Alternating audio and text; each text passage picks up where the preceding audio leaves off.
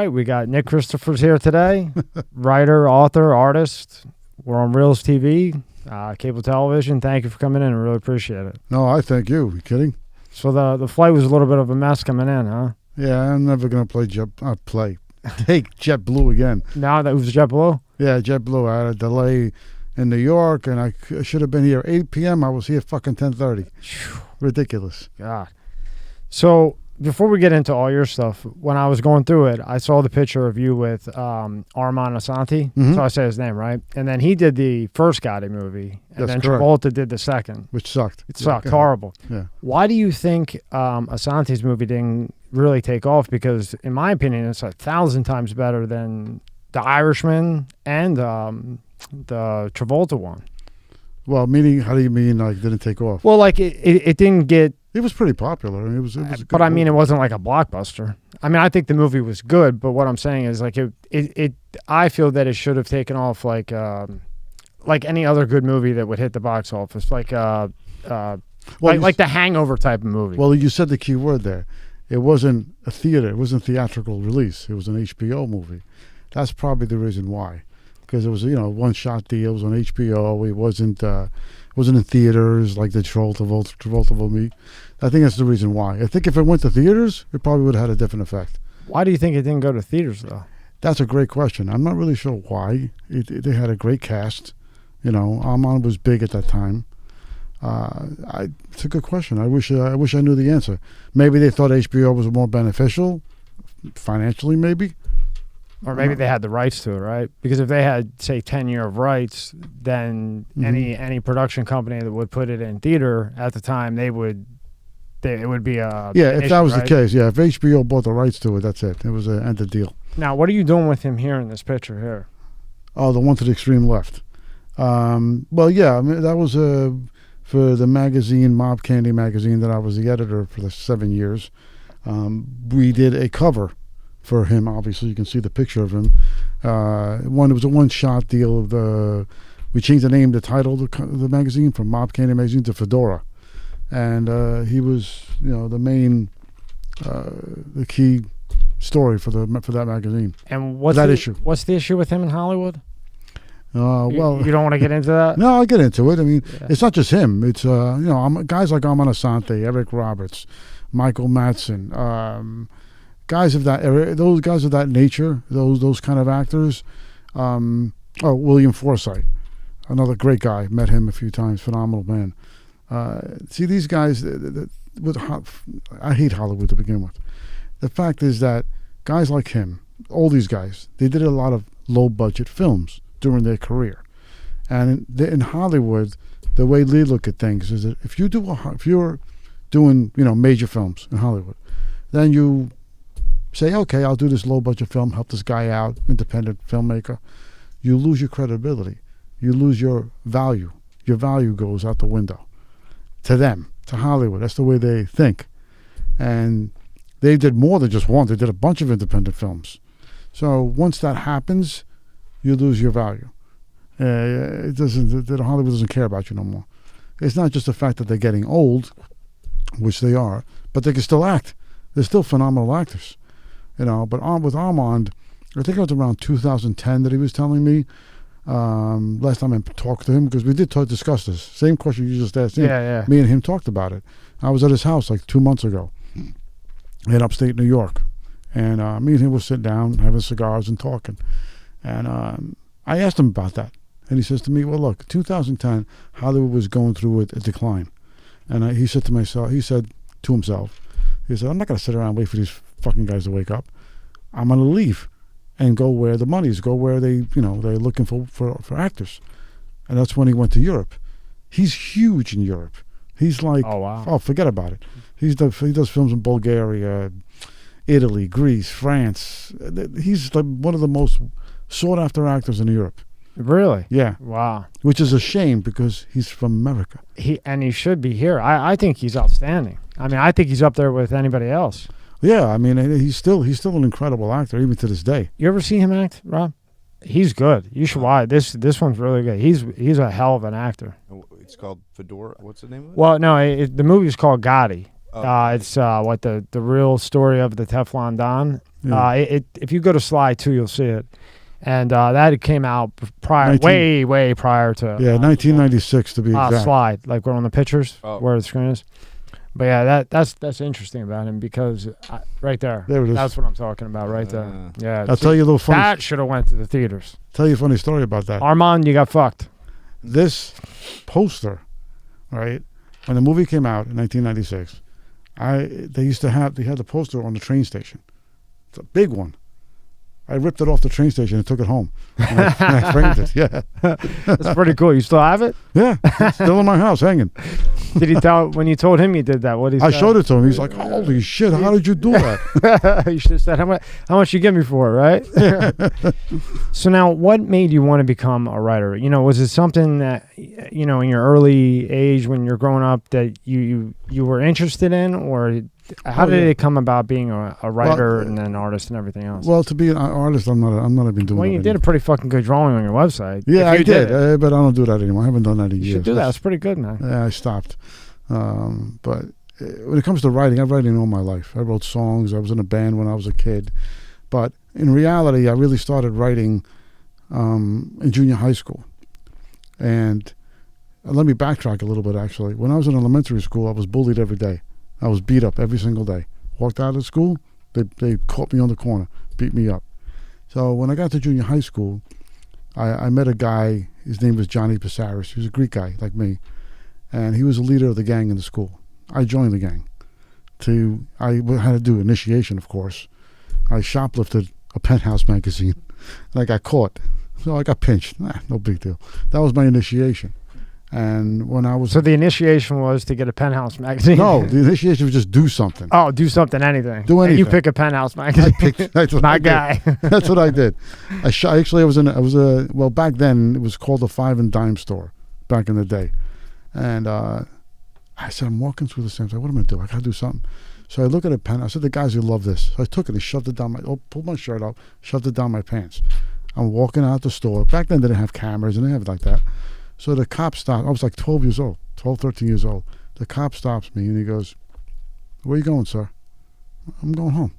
He says, what do you got in you? What do you got there? I ain't got nothing. What do I got? I'm leaving. He would have let me leave. He says, lift your shirt up. See, back then, you listened to cops back then. It wasn't like you weren't an asshole because they beat you in the head. All right, I lifted it up. He says, what's this? Oh, that's from my house. I forgot to bring it home. He's like, he didn't believe me, obviously. So he took it out, put it back. He says, listen, you're going to go home and I'm going to call you. What's your father's name? I told him my dad's name because I had to. I said, all right, you go home, but I'm going to call the house. Make sure you go home. All right, fine. I walk home. I get home. I quickly get home. The phone rings. I pick it up. Nobody else I pick it up quickly.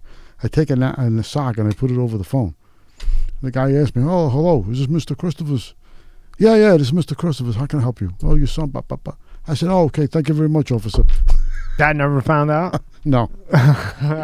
See, that's how they should be, I think, right? Because they respected you. They didn't throw you in jail over a magazine. Mm-hmm. They went home. They called your dad, and back then your dad could give you a little bit of a whipping if you did something wrong. Mm-hmm. In my opinion, the only way you learn anything. That's right. But nowadays, they can't. The cop can't do that. So then the perpetrator talks shit to the cop. So obviously the cop's going to talk shit back, or vice versa.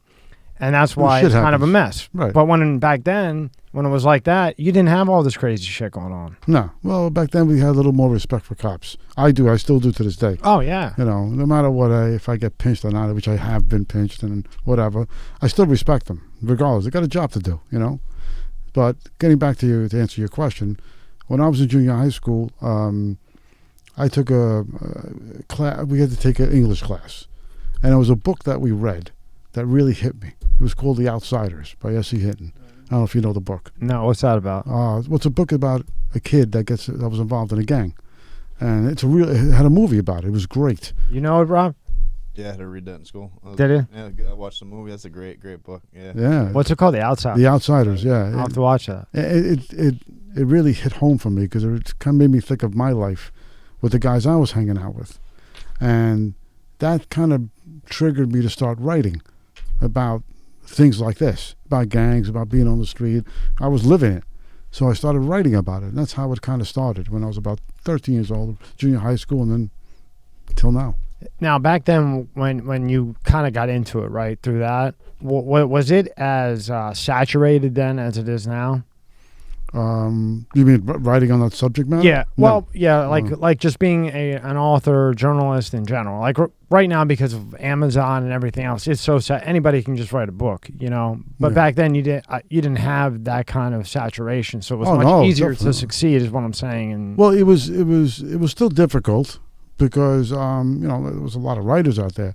The thing that it didn't have, you didn't have access, such easy access like you do now, which makes it saturated, which I think it's in every industry. You know, the music business, the film business. You can make a film using a freaking camera, using your phone rather. yeah, I mean, it's ridiculous. But you're right. It wasn't as saturated back then as it is now, you know, or how it's been for the past 20 years now, something like that, which I think takes away the value of the actual industry itself. And that's why you got too many morons out there that think they're film directors, they think they're singers, they think they can write, and they can't do shit. You know, my dog probably writes better. but you still get the dog's book off Amazon, right? Yeah, if you want it. Yeah. You know. Well, I'm joking, but no, but it's Yeah. right what you're saying. I mean, yeah, anybody can write a book, but writing it and writing it correctly is two different things. So it's a big difference, you know. Just like somebody can make beats. You know, my son has done it. You know, not that it's professional, it's good, but anybody can do it on the computer. But, you know, it's a difference between doing it right and just doing it like you think you know what you're doing. yeah, right. Big Yeah, you could difference. buy like beats now and mix them together Yeah, with it's software. It's 6 ridiculous. seconds. Whereas before you actually had to have a band, right? Yeah, that's why there's zero talent out there. You know, I keep telling my son, you know, the 80s made the best music Mm-hmm. because it's either you can sing or you couldn't sing. There was no in between. There was no auto-tune or none of that bullshit. Right, and none of it playing in the background while you're on stage. And for the concert, for the 2 hours you're there, they're just singing to their own song. They don't even know their own words. You know what I mean? Like they're singing with the words. Yeah, they have what they call a TV track. Yeah. But they put it in the back, and they're lip syncing, really. That's what they're really doing. And the song's going in the back, and you think, oh my God, they sound so good. No, they don't. So then you make the decision to go to college for this, right? Well, I'm lucky I got it to high school. I'm lucky I got that far. I got suspended like 5 times for fighting in junior high school. Besides that, that's when I started meeting wise guys at that time period. A lot of guys used to come to my father's cafe from the Bonanno family, Colombo family, Gambinos. They used to come in, and I befriended them, you know. Actually, before I started getting to befriend them, I was curious about them. You know, who are these guys walking in here? Guys going to the back, sitting down. Nobody sits anywhere near them. They're driving nice cars. They're dressing really nice. And there was one guy that used to come in there all the time. His name was Sally. And he used to come behind my father's counter and go way in the back of the restaurant and close the door. I'm like, what the hell's he doing? At my age, I'm like, I don't know. I said, Dad, what the fuck was this guy doing? Don't worry about it. My father tells me. All right. So I don't worry about it. Eventually, I figure out what's going on. He's a bookie. Now, how old are you at this time? 13. 13. Oh, shit. So this guy's a bookie. And I don't know what he was doing. He was taking bets. My father was betting with him. My grandfather, my uncle. Guys was placing horse bets with him. And he was bringing in football sheets. And what I did, I took one of the football sheets and made Xerox copies of it and took it to school. And I had the kids betting with me. Well, I bet you that made a statement. Oh, I was doing well until my father found Ferragamo shoes in my closet. He's like, how the hell did you afford these? Then he figured it out. He put 2 and 2 together. He said, you got to stop doing this. If Sally finds out you're doing this, you're fucked. They're gonna break your legs. Because in other words, I was making money. You're taking money from them, basically. Right, I'm taking money from them. Yeah. You know, and I said, okay, all right. So I stopped doing it. I was like, damn. So there's kind of where the fascination with that lifestyle kind of Exactly. came in. And Yep. then you did go to some type of school for journalism or media. Yeah. right? I mean, later on, after I got pinched when I was 21, and that kind of woke me up a little bit, you know. What they get you for? Assault. Assault. Yeah. Yeah. I was sitting, it was so stupid. I started beating on this kid, and 2 of my friends were sitting in the car. I said, what the hell, you taking pictures? You can come out and help? I'm sitting there whacking this guy. And I didn't see the police helicopter in the building. I didn't see it. All of a sudden, 4 police cars come out of nowhere. I'm like, where the hell these guys come from? They arrest me. I don't resist or nothing. You know, I go to the precinct. And then I'm sitting in the cell. And later on, the desk sergeant comes over. And he goes, yo, Nick. I said, yeah, what's up? He said, you made bail. I made bail? Who bailed me out? Your father's here. I said, wait a minute. My father's outside? The guy goes, yeah. I don't want bail. I said, you know what? I said, officer, I'm good here. That's what I thought. I'm not going home. And he starts laughing. He goes, no, you got to leave. I said, do you look at my father? The guy's 6'1". He's big. He's not muscular, but big. You look at him? Would you go home with him? He goes, not really, but you got to go home. All right, so I go home. And my father doesn't say 2 words to me the whole ride home. I didn't sit in the front either. I wasn't stupid. I sat in the back. I said, this guy's going to kill me. I get home. Who kicks my ass? My mother. So that kind of it woke me up, lit up a light bulb. So yeah, I went to college. I went to School of Visual Arts in Manhattan. I was an art major, really. Talking about the artist. Well, pull that picture up again over there, because you should do more of this, Nick, because this is good. Yeah, you shouldn't put a flash when you take a picture of the fucking picture. But, it's still really good. Thanks. You did that all by hand? Yeah, by hand, yeah. But yeah, I went to school I was an art major, and I was a minor in journalism. And so I studied kind of both. And after that, I did my master's after that as well. Wow, really? Yeah. Congratulations. Yeah. That's a lot of fucking school, man. No kidding. How many years was that all together? 8. Damn. A lot of years. Oh, thank you. I'm still fucking stupid. I don't know, man. If you can get through 8 years of school and you got a master's, you got something clicking up there. Yeah, something's clicking. So then you graduate from, you get your master's, and then where do you go from there? Well, after that, I was working. I was doing, not writing. I wasn't doing it professionally. I was working with I was actually managing my father's business. That's what I was doing. At the cafe? At the cafe. I was managing the business for a couple of years. Then after that, I went to the music business. Don't ask me why. I did. Big mistake. I was there for 10 years, and I was working for somebody I really didn't like. It didn't work out very well. And then after that, I left there, and I am where I am now, working with my brother. Now, with the music business, well, what didn't you like about it? Or what was the issue there? The real issue was what you mentioned earlier. How saturated it is. My job was promotions, which you know a lot about, and which is a very difficult business. All day, every day, right? Yeah, and the company I was working with didn't really have the capabilities to really give the DJs and the radio stations what they really wanted. It was a little too, the music was kind of played out kind of a thing, and it's hard when you're trying to push a product that is already kind of played out. Yeah. It doesn't jive. So you're pushing a dead product and trying to get it to move, and it's just like banging your head against the wall. Well, it's not. Yeah, sort of, but it's also the DJs and the mixer DJs. I didn't care for them. They were the most egotistical, moronic people I've ever met. They're so embedded in themselves that they are amazing artists. You're not an artist, bro. You don't. It's not like back in the day when I was a kid, where you had to take records and actually put them on there and mix them. It's a lot of work. I've seen it done. Grandmaster Flash, those guys were amazing artists. These guys, what do they they use what they call, I forgot what it's called, Serato. It's that beat machine. Yeah, and you can pretty much do anything. Yeah, it's a Serato. You press a bunch of buttons, you download the music, and you're a big deal. It's not rocket science. Any idiot can do that. When I was dealing with people of that category, the new generation, so to speak, it just turned me off. I'm like, I gotta beg these guys to play my music. Are you kidding me? Yeah, and when you have a job that you don't really like and you're not happy, it never works because you have to love it, right?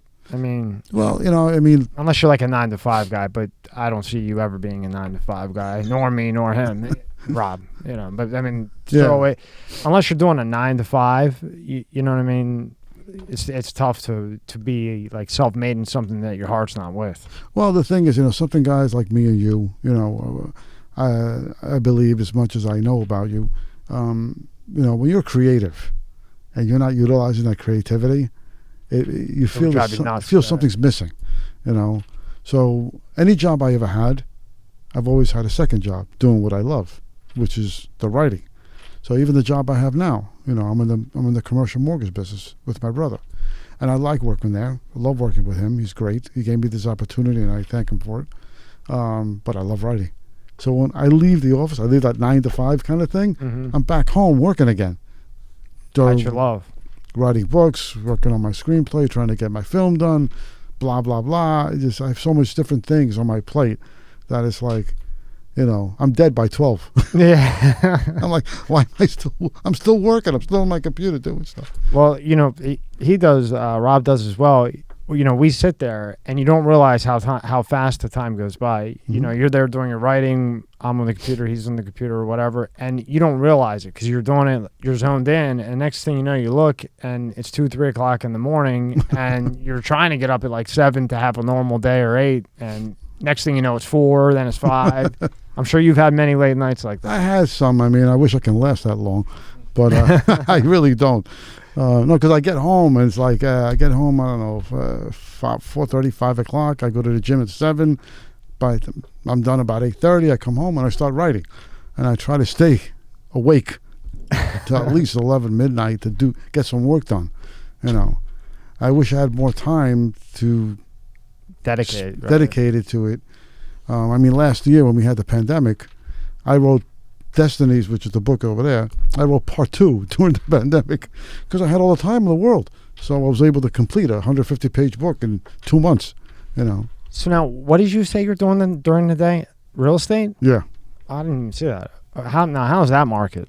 How are you? I know it's fucking out of this world right now. Are you concerned about the bubble? Well, what I'm really concerned about, because what I do is it's commercial mortgage financing, where we finance commercial properties, and it's not real estate where we rent and stuff like that. Nothing like that. Okay. So, but it's still a tough business because people are more apprehensive about spending. I always hear the complaints. Oh, I got to pay the closing costs. This is going to cost $20,000 or $30,000. Then I got to charge you guys charge a point. So even people that do have a lot of money are apprehensive because they don't know what's going on. This country is like, you don't know what's going to come up next. It's insane.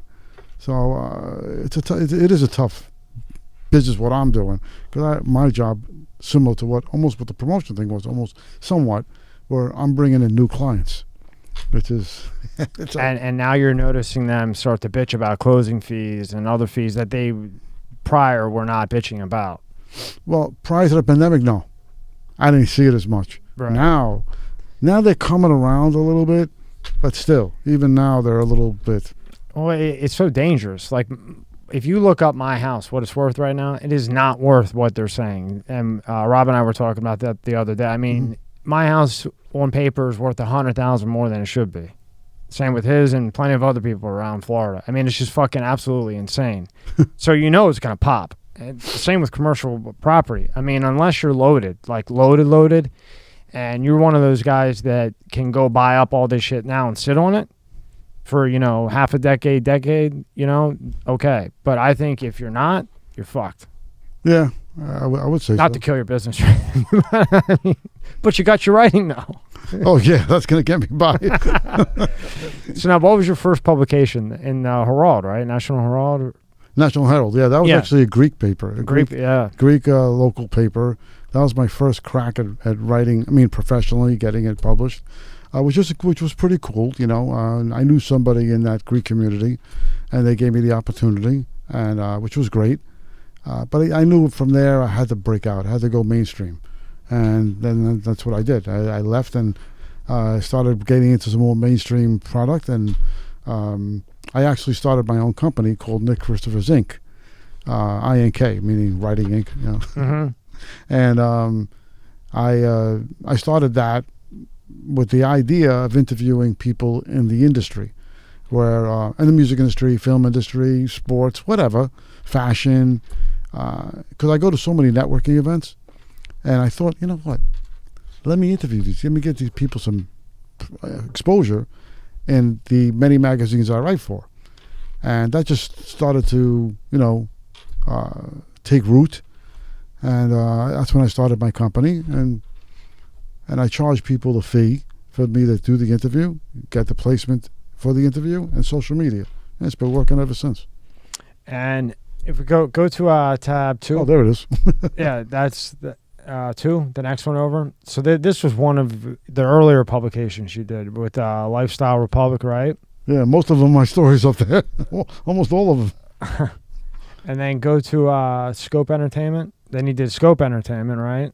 You did. Yeah, that's another one. An article for them, and then I did many for them. Did you? And I've been writing for Scope and Lifestyle, those 2 you just showed, for like over 15 years now. Wow. Yeah. Now, how long have you been writing with Mob Candy for?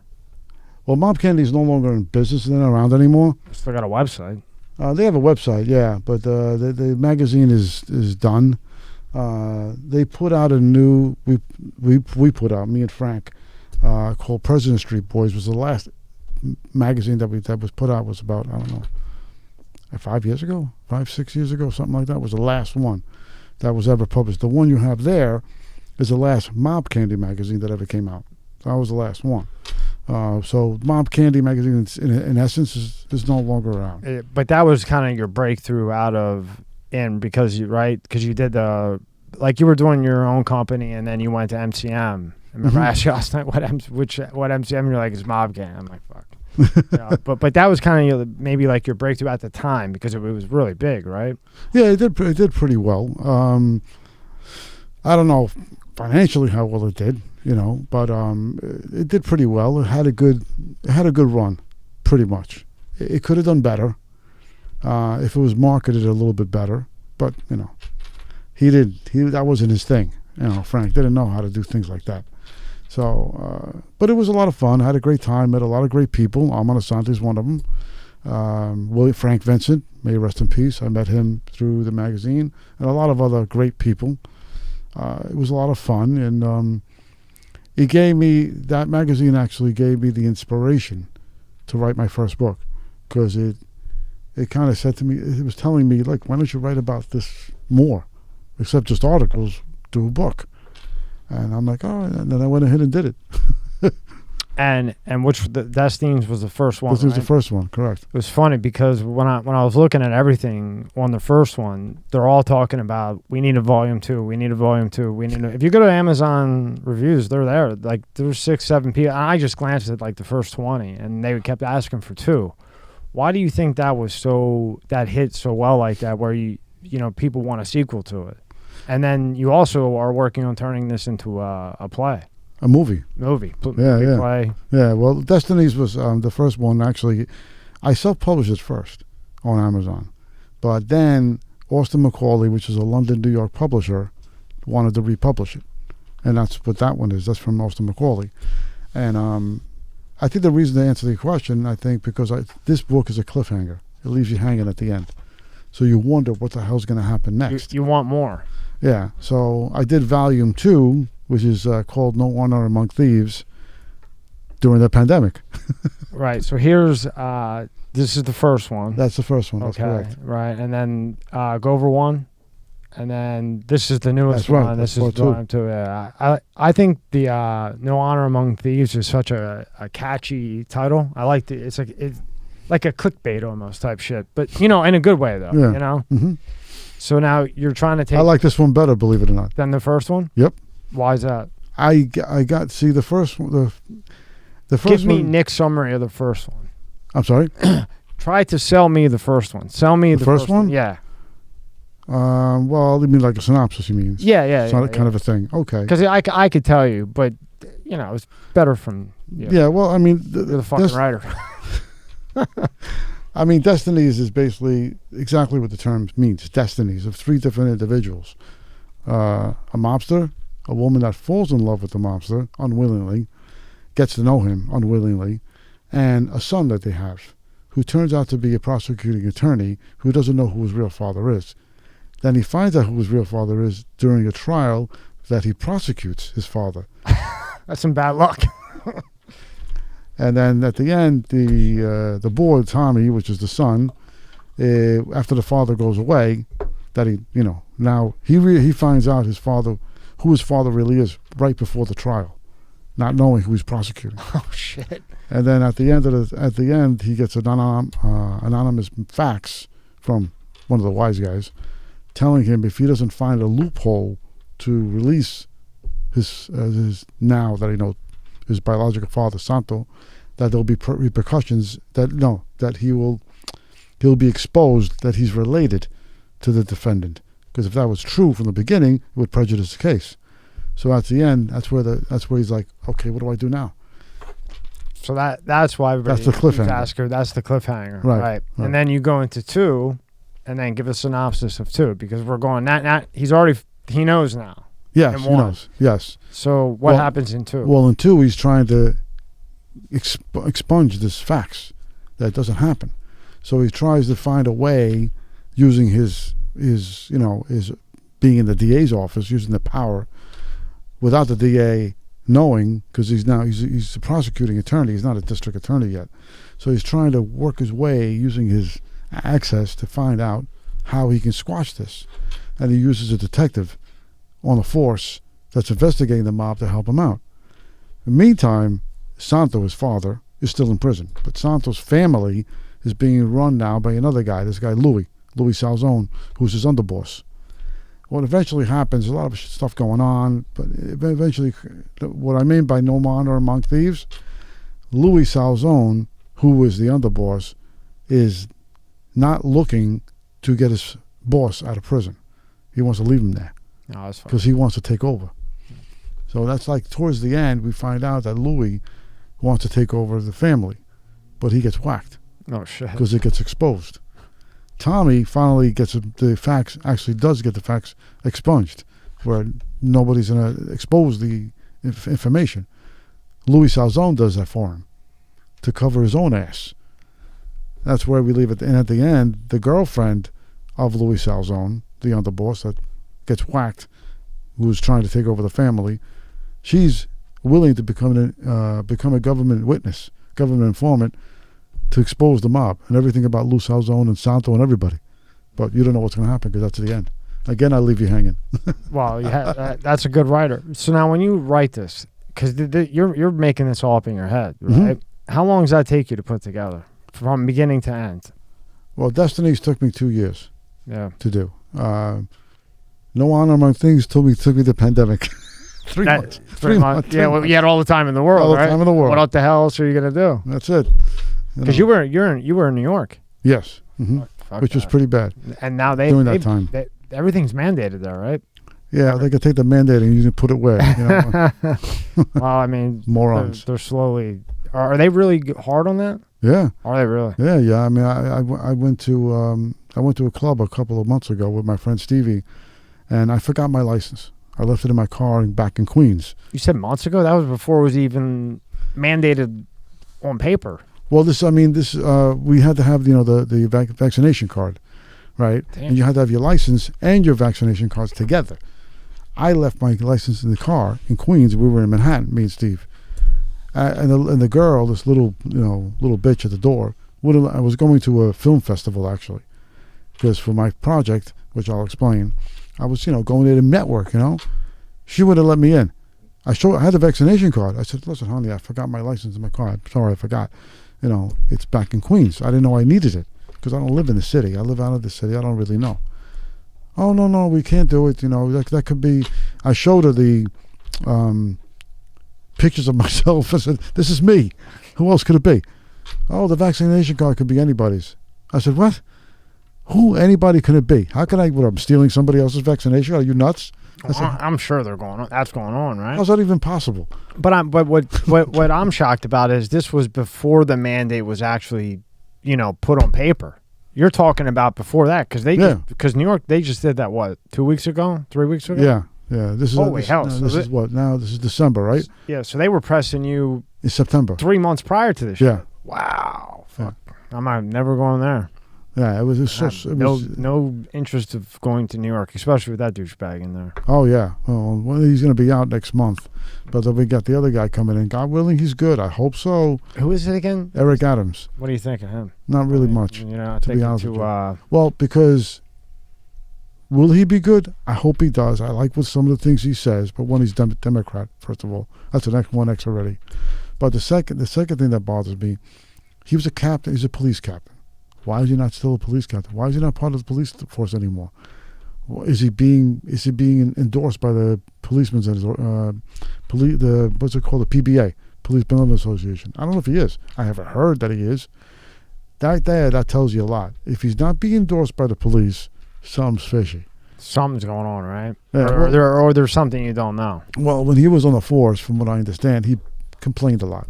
He bitched about this. He bitched about that. So he put in a lot of complaints. So that's what makes me wonder.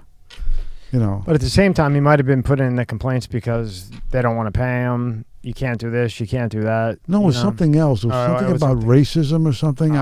Something like that. Like some bullshit type of thing. Something like that. That he was in I think that's what it was, if I remember correctly.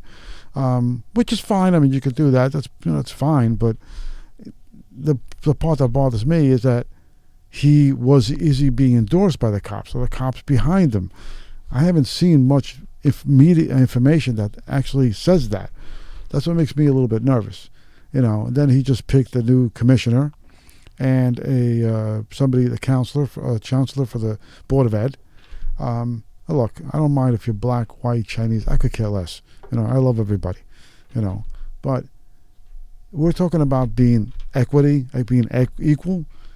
His whole board is all black, from what I can see. I mean, not that I care really much, as long as they are fair with everybody. Right. But with this whole thing with this BLM stuff and everything, and Antifa, it makes me worried. Because I don't know which way he's really going to swing. Right, and where you're at is not exactly like it's not like you're in the middle of nowhere, is what I'm trying to say. Yeah. So, he's going to carry a lot of weight, obviously. But I don't know that it can get worse than with what you got currently. God forbid. I hope it gets better. I mean, we need the police to be the support that they're supposed to have. It's the fun police. It's total bullshit. New York is dangerous. It's, maybe not for me, because I'm not afraid of nobody. And I've been through enough. Well, and you're a writer, and you got a lot of connections. But for the normal person, right here, right down the street there's a place here called Worth Avenue. It's kind of like the Rodeo Drive of L.A., right? And guys just broke into, what was it, Gucci? No, Hermes, and they stole a couple million of, the fuck is that, Belkin bag? Oh, wow. The big one. Yeah, they just cracked the window and took all the shit, and they got away with it. They didn't get them yet, did they? No. Wow. Yeah. Because, but the cops are like, fuck it. You're not going to pay me. You're not going to support me. Fuck them. Let them have it. Right? But over here, I think the cops get more respect here than they do in New York. I don't know New York, but. Oh, no, New York, they don't. The cops, forget it. If somebody jumps you in New York and you go tell the cop, the cop will be like, I'm sorry to hear that. They won't do nothing because they're afraid of doing anything. I get the New York Post at the house because I like the paper, and I did read that they, New York Post is good, but some of the shit's bullshit. That's my paper. I love the paper. I love it. But they said that if there's a gunfight and two people are running at it, like if they're moving in a gunfight, the cop has the okay to go the other way and go handle another call. Like if you're on a motorcycle and you're speeding and you fly by a cop, the cop doesn't go. You can't. They're not. It's too risky. Yeah, pretty much. They said that. They said that in the post. That, like two guys were shooting each other, and the cops just said, "Fuck it." Yeah, why should he bother?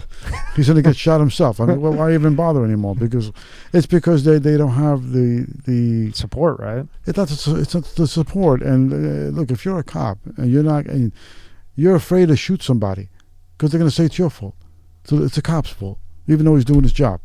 So many stories have happened. And I think the worst part of it, besides the cops not getting the support, the no bail reform is ridiculous. I know. You go do something, you do a crime, you get arrested, and you get out the same day. And you go commit another one. What the hell? How stupid is that? I don't know who comes up with this shit. It's just beyond stupidity. like I said, I mean, you do the crime, you do the time. Period. You know, That's it. We both know this already because Well, we already know how the tape plays out. You but know? the thing is, you know, guys like you and I, we understand the repercussions of what to do. But when you know that you do something wrong and you know you're going to get away with it, fuck it, I'll do it again. It's like a free for all. Yeah, it's like a revolving door. I mean, why even bother? Rob, what's the limit here with Walgreens and CVS that you can rob? We looked it up, but I forget what it was. I think it was California. I don't know about here. California. California was like, I think you get $1,000. Oh yeah, that's right. I read about that. $1,000 worth, and then they can't do anything to you. Yeah. I want to fly to California just to do that. We just go. $1,000 worth of OxyContin or whatever you want, and then just be out. Yeah, you can do whatever you want. I mean, this is funny. I mean, imagine that. I can go rob something. It's okay. You know, you're older, so you've been through all kinds of changes in the world. Have you ever seen shit like this? What do you mean, robberies? I just mean in general, like just how crazy things are. Not Do you remember at a time ever it being like so nutty? not at this level. I mean, I've seen tons of fights. I've been in fights myself, a ton of them. I mean, like, you know, in the United States, per se. The only thing I saw that I think was pretty nutty, I was walking out of a club in Manhattan. I'll never forget it. And it was, I think it was my brother was with me, my cousin, I don't remember. We were walking out the club. All of a sudden I turn around and I see this guy enter a taxi and another guy come up to him, stab him a couple of times and then walk away. I mean, did I just see what I just think I saw? I said, holy shit. I said, oh my God. Of course we didn't do anything or say anything, but it happened. It was like in a split second. It was insane that how this guy just walked over, took the knife, stabbed him, and just walked away. Like it was nothing. Like it was nothing. See, for me, so like you see that when I step back and look at what's going on, to me, it's like, what the fuck is going on here? Like, this is fucking crazy. Yep. You know, everything from mortgage to commercial to inflation to gas prices to food. How about the fucking ships that are still out there? I can't get fucking Sprite. You know, I can't get Sprite Zero. I like Sprite Zero. You can't fucking get it. It's on that fucking ship. Really? Yeah, I swear to you, cannot find cans of Sprite Zero around here. At least here. Well, it'll be expired by the time you get Yeah, it. be fucking yeah. Yeah. I mean, really. And oatmeal raisin granola bars. Can't get them. Well, this Quite is gross. this is our great president Oh yeah. that has morons. And the message when did you see that, Nick? Which one? So he's at the podium. He's got his thing on the teleprompter. Yeah. And it says end message, meaning like, okay, you're done, bro. He reads end the message. He actually read end message. Yeah, well, he's a moron. We all know this. Yeah. You know, he's not running the country. Somebody else is. Of course. He's just there, just saying hello. He's a how you fucking doing? puppet, is what he He's is. a puppet, big time. I mean, it's an embarrassment to the world. It really is. The greatest country in the world, and we got a putz who's running it. He don't know if it's Monday, Thursday, or last month, or what's going on. Sometimes he asks his wife, "Where am I?" You know, I mean, it's a sad state of affairs at this point. Yeah, and you know as well as I do, these other countries are just licking their chops right now, left to right. Oh no, they're just waiting. Oh no, they're licking their chops while they're building, and we're all worried about this VVV. They're just building and building and building and building. And this guy, they can walk the fuck all over him. Oh yeah, I mean, our boy Putin over there. Oh, that's what I mean. You don't think he's licking his chops? He's. Oh like, yeah, oh, I mean, shit. I think this is one way you can judge. You should write a book on this. No, it's I would sell. I write what I know about. It's mob stuff is what I know about. But I believe if you take two leaders of a country, it's the way you judge them, in my opinion. Put them in a boxing ring, see what happens. Putin would rip the heck out of Biden. Wouldn't even know what hit him. He couldn't get. First off, he can put on the shorts to get to the ring. Well, that's another thing. But, you know, I mean, so you put Putin in there and put this guy. Who's going to come out? Obviously, it ain't going to be Biden. That's for sure. Putin's going to come out laughing. So you take. That's what I'm saying. I think you take two leaders of countries and you put them in a ring. Then you'll know what's going on. Then you know who's got the real cuñons or who doesn't. Yeah. You know, I mean, if you put the leader of China, right? He may not look so much, but I think it probably kicked Biden's ass. You know, he's pretty stocky. He looks like to me. It looks like he has his things. He's got it. His mentally, he's there. You know, that's another thing. You know, mentally and physically, you got to have both. Well, see, I think the China president would send a robot, but it looks like him, acts like him, and is him, but it's really not him. The robots that they got underground over there already that are human-like and conscious in emotions, that's who goes in and beats the hell out of Biden. Yeah, that's a pretty scary thought to begin with. It's kind of a true thought, but yeah, I mean, look. What are you gonna do? I hate being. I don't like to be very political. Yeah, but truth is the truth. You know, I'm not saying Trump is in great shape either. No, but he's in better shape than Biden is. Right. I say the same thing you say. I'm neither really left or right. I'm just for what's good. If a great Democrat comes in, I'll go for him. You know what I mean? But when you compare Biden to Trump, I mean, it's not that Trump didn't have 1,000 faults as well, but he was feared and he didn't fuck around. And we weren't dealing with what we're dealing with now. Yeah, well, you know, look, we all know we can't lie about this. Yeah. Truth is truth, right? Gas prices are up, like you said. Inflation went up. You can't find freaking soda in store.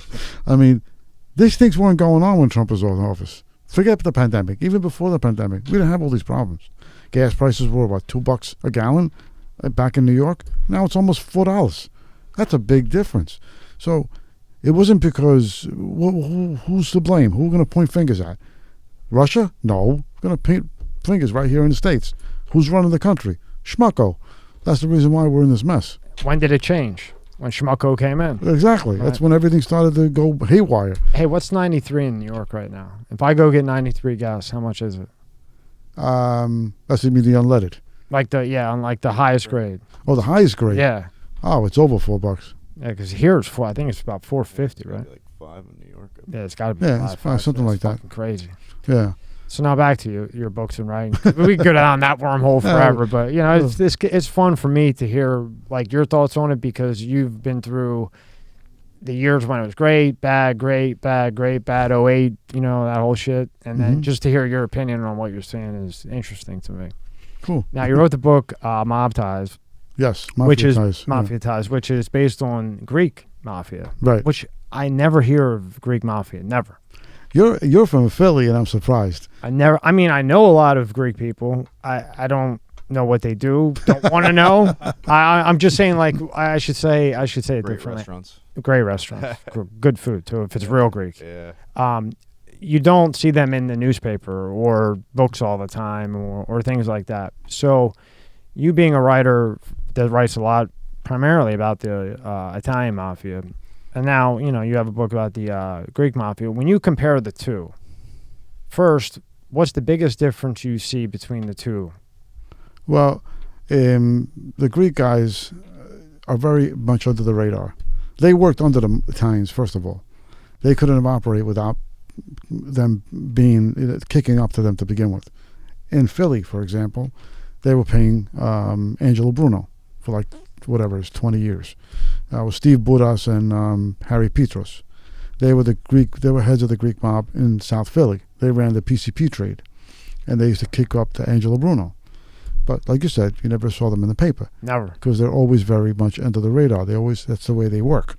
And they went, then, you know, Nicky Scarface had them both whacked because they refused to pay the tax. They got set up by John Martorano, set them up at a restaurant. And Nicky Jr. was one of the shooters, actually, that killed, it was Harry Petros in the restaurant. Steve Budas. Harry Petros, they killed him and threw him in the trunk of a Cadillac. For not paying the vig? Well, the thing is, when Nicky Scarface came into power, who was a total nut job, after Angelo Bruno was whacked, he started putting out feelers telling everybody they got to pay an extra street tax on whatever they're doing. So the Greeks told him, go fuck yourself. I said, we've been paying this much to Bruno for years. I'm not going to pay you more now because you want more. It ain't going to work that way. Of course, Nicky didn't like hearing that, so he had them both guys whacked. So that's in Philly. There was another Greek crew in New York, and I actually knew the boss of the Greek crew. His name was Spiro. I went to visit him in prison actually twice. The book that you're talking about was really supposed to be about him. But it's funny because I sent him a chapter. I wrote a chapter when I was writing about him, not about what I did later on. Not what it turned into. What it turned into. Yeah. I sent him a chapter, you know, in prison. He calls me up and he goes, "Hey Nick, how you doing?" I'm saying, good. I'm good, Spiro. What's going on? I read the chapter. You make me sound like an Al Capone. I said, Spiro, what do you want me to write? You're a choir boy? you ran a gambling business. You were connected with the Gambino, with the Lucchese crew. What are you talking about? No, I don't like it. Please change it. I just want you to write about how they fucked me, the government fucked me, and the government put me in jail. That's all I want to. I said, Spiro, nobody's going to read that. Nobody's going to be interested about the trial. Who's going to want to read about a case?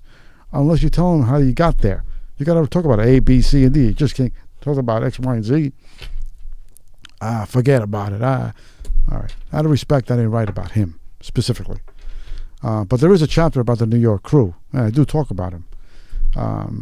So they, like his crew, same thing.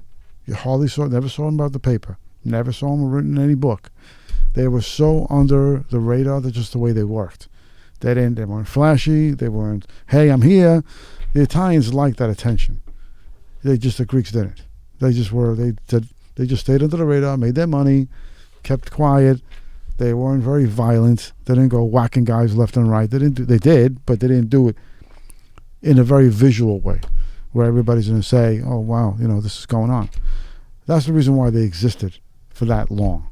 Is there a lot of people in the Greek underworld that are cooperating? No. Okay, so That's to me, another that would be, from everything you've said, that would it seems to me, because I can't think of one article where it was like Operation, Greek Mafia or, Operation Greek, you know what I mean? I've never read one. But if they're not cooperating and they're quiet, then you get one guy and one guy's what you're stuck with. Or you can go get 40. Yeah. I mean, I'm not going to lie. There's been one or two guys, like in Spiro's crew, that did testify at his trial. I mean, they were major guys. But did you hear what you just said? One or two. Okay, now if we sit here and we just throw names back and forth, we'll be here for 19 hours of how many guys in the Italian mob. Oh, yeah. Forget about it. I mean, we can go on forever. So there alone is one reason why, one major difference. It seems to me, you'd know better than me, that they don't talk. No, they like you said, one or two. Okay, that's 1%. Yeah, I mean, that's just general. I mean, in Greece, they're more violent. In Greece, they do have drive-by shootings. They've done that. I have a chapter about the Greek crews, which are called syndicates. That's what they're called in Greece. That's how I got the name. The mafia, the real mafia in Italy is fucking crazy. I mean, you look at one guy that you don't know who he is, and that's his daughter. Forget it. You're not making it home. They're fucking crazy, man. I got cousins there, and they're nuts. And it's like, don't look at this. I mean, they're crazy. And you won't make it home, and the cops ain't going to do shit because they own the cops. Yeah, depending on which one. I mean, there's three different mafias in I'm talking in Sicily. Sicily. Yeah. You have the traditional Italian mob, which is in Sicily, which is not as strong as it used to be. Especially after Totorena killed Giovanni Falcone, the prosecutor, then Borsellino as well. That just really put a damper on the Sicilian mob. Then you have the Camorra. Then you got the Ingrata in Calabria. So you have in Naples. So you have two other mafias that are almost, if not more strong than the Cosa Nostra that we both know. Oh yeah. They are not. The American mafia here is on its way out. It's nowhere near what they used to be. A lot of people blame John Gotti for that. It somewhat is true, because he was too visual. He's too out in the open. He was too flamboyant. I met John once, and he was a very nice man. I respect John Gotti. Was he a gangster? Yeah, he was definitely a gangster. Did he shoot a lot of people? No, not that I know of. Was he a tough guy? Yeah. Did he beat up a couple people? Yes. But his flamboyant attitude changed the whole face of the mob in general. You don't see no social clubs no more. Yeah. They're gone. There's maybe 2 social clubs left in Brooklyn, in Carroll Gardens. Wow. That's it. How many was there before? Oh, my God. It must have been like one in every corner. You can't count that high. Yeah, not anymore. They went totally underground. Yeah. Totally. All they focus on is like internet pornography, Medicare, gambling, Medicare, anything that they always evolve. You can't kill the mob totally. It's just not possible. But they're not at the level they used to be. You don't hear guys getting whacked anymore. How can you? I mean, it would be really tough. you got DNA, you got cameras everywhere, and especially in New York, I mean, you guys got fucking cameras all over the place. Yeah, except Canada. In Canada, they're whacking guys in Montreal still. The residual war has not even ended. It's insane. They're still shooting each other. Over there, they don't give a damn because they're Sicilians over there. Reelz from over there, from the other side. They don't give a shit. They're whacking each other. It's the Cotroni family and the Verzuto and the Matragna. I mean, it's insane up there. They don't give a shit. They're still shooting each other. That's insane. Where did the name Zips come from? Why do they call, like when people come from Italy over here to do a job, why do they call them Zips? I forgot the reason why. Oh, because of the hair. Because I think it was like your hair is right now. Yeah. Nice. It's beautiful. How do you get your hair like that? I want to do the same thing, but I don't got much. It's like they have the hair slicked back. I think it's where the term got from because their hair looked like a zipper. Something to that effect. There's another reason why. I forgot why, but it was Google that. Why do they call? How would you Google that? Why do they call guys Sicilian mobsters? Well, Sicilian mobsters zips. Yeah, I think that term came around in the 80s. I was told a long time ago why. I thought it was something with a zipper in the jacket. I don't know. Yeah, something with the hair or something like that. I don't know. I forgot. You want to read that, Rob? Rob's got the radio voice. He used to work for NBC and Fox. Zips is a slang term used as a derogatory slur by Italian American, Sicilian American mobsters in reference to newer immigrant Sicilian and Italian mafioso. The name is said to have originated from mobsters' inability to understand the faster speaking Sicilian dialects, which appeared to zip by. Oh, that I never heard. Yeah, that's another one, I guess. I don't know. I guess it's a different way. I think that term came around 1979, 1980, when Galante brought a couple of zips over from Sicily to embellish his ranks because he was looking to take over the whole mob. He was looking to kill Gambino, everybody. Bonanno, he was looking to whack everybody. Take over the commission. That's what he wanted to do. That's why he got whacked, because of that reason. Which it's is funny because you were alive and around and in the mix of all this shit. Oh, yeah. That's funny. Yeah, I remember 1980, I was 16. I was around those. I was born in Rockaway Park, which was near Harvard Beach, and then my parents moved out to the island. But meeting guys that came to my dad's store. I mean, one of my friends was John Boopy Sosani. John Boopy Sosani was in Sonny Black's crew in Brooklyn. Oh yeah, Donnie Brasco. In the movie Donnie Brasco. That movie is completely wrong. You know that from the beginning to the end, inaccurate, totally. Well, what's inaccurate about it? Well, the main thing I think that stands out the most, they didn't kill those captains. Sonny Reds, Sonny Black, Boopy Sosani, Nicky Santora, and oh my God, who was the other guys? Lefty Ruggiero. Those four guys had nothing to do with it. They weren't there. They didn't kill him in a house, in a basement. They didn't cut him up either. They didn't do any of that. No. Lefty was on the other side. Lefty got called down to Sonny Black when they found out about Donnie Brasco, and feds picked up Lefty Ruggiero on his way to go meet not Sonny Black. When he got called in to basically get whacked, they got Lefty. Oh, I'm talking about the part where they killed the three captains, Sonny Red and Telecaro. Right, but I'm saying what you said was opposite. It was Lefty and his crew going after Sonny Red in the movie and in real life. Yeah, well, Sonny Black was there too. Sonny Black was there when they killed him. But that wasn't the case. None of those guys had anything to do with it. It was Joe Massino, who was the boss of the Bonanno, who was coming up as the boss of the Bonanno family, Vito Rizzuto from Canada, and Georgie Canada, and some other guy was there. Those guys are the ones that whacked those three captains. They shot them, and then John Gotti's crew came to pick up the bodies. They killed them in Sammy Gravano's place in the basement. Then Gotti's crew came and picked them up to chop the bodies up. So those guys had nothing to do with it. Nothing to do with it, huh? And Nicky Santora didn't get shot either. They didn't think he was a rat and shot him. It never happened. Nicky Santora is still walking around. I hate when they do that. I hate when they take real, stories. Even Donnie Brasco, Joe Pistone, who I've interviewed at one time. And, I respect the man for what he did.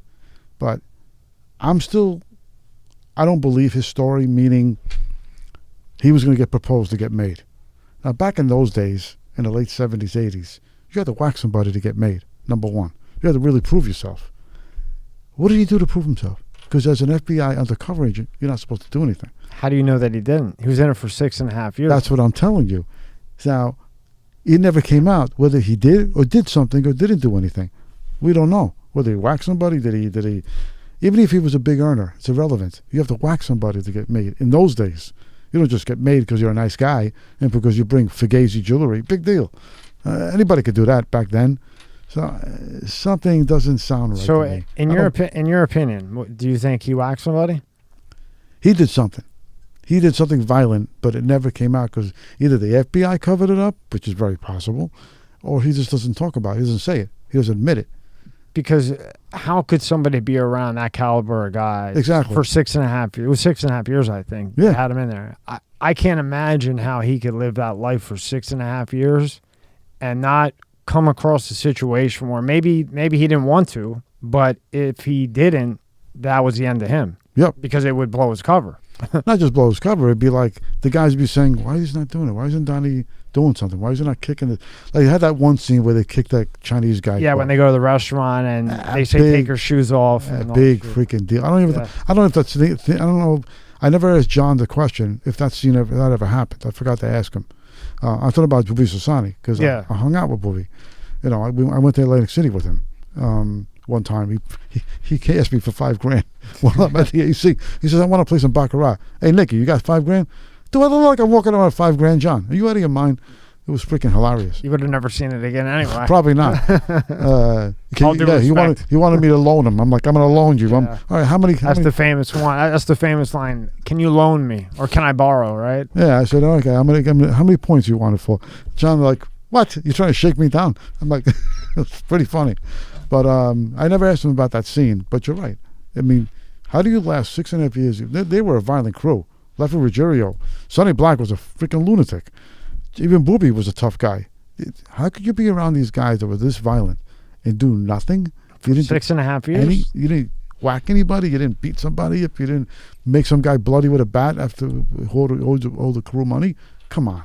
You had to do something. But we never hear anything. And remember, Nick, like you said earlier, back in those days, there wasn't camera everywhere. DNA wasn't that big a deal. It wasn't, the technology wasn't anything like it is now. So nowhere near. I'm with you. I don't see how you could possibly live that close in that life for 6.5 years and some extreme violence doesn't come across your way. And then, you know, he even says it, that he was going to get proposed to be made. Yeah. He himself does say that.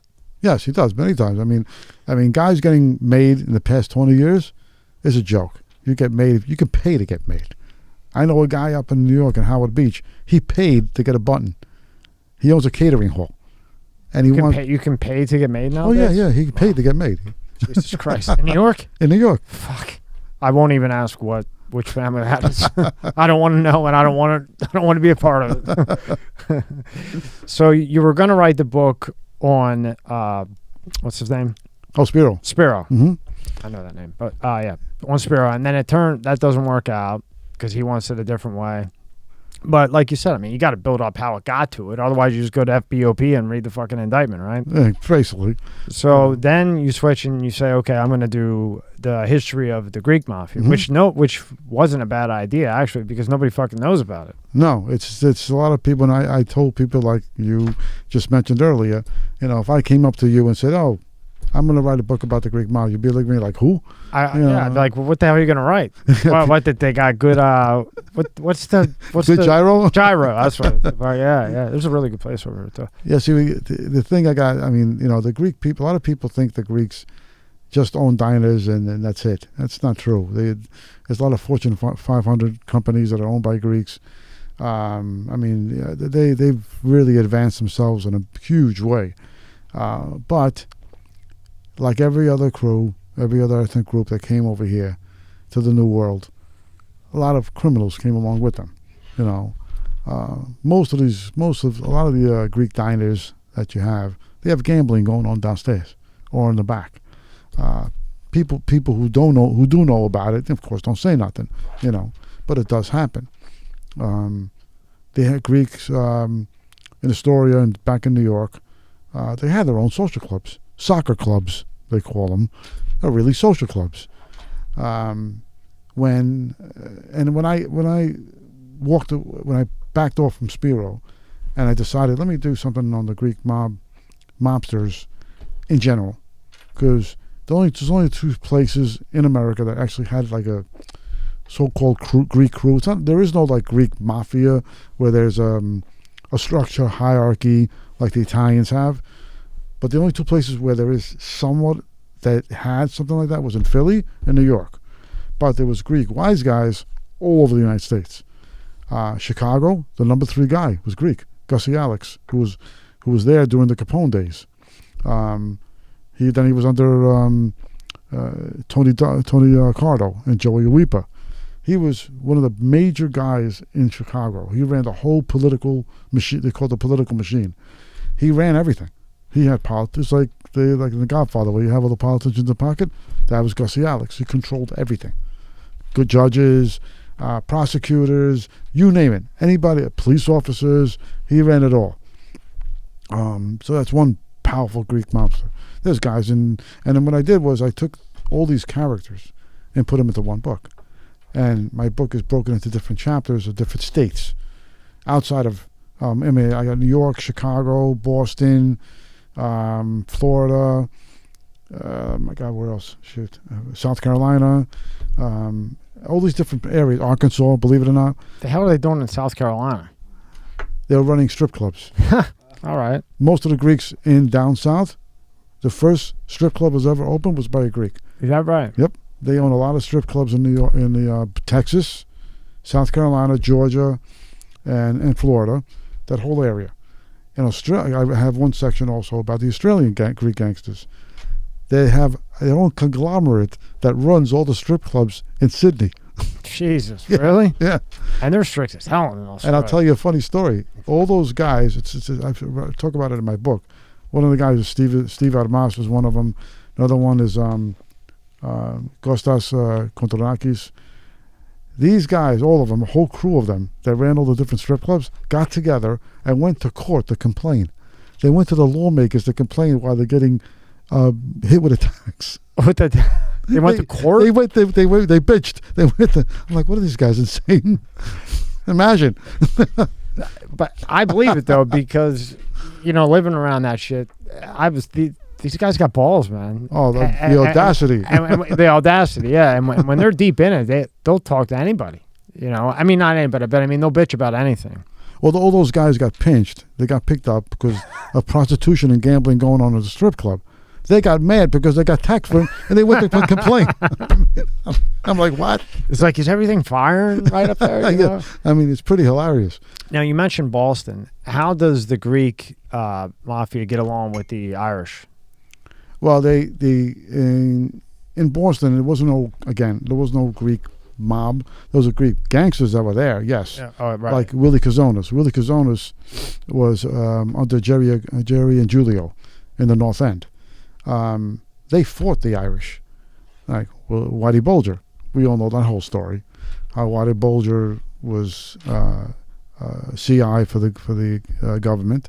And he said whatever he said. He got basically he wiped out the Italian mob, with the help of John Connolly. Now Willie Kazonis was under Jerry and Giulio, very tight, and he did a lot.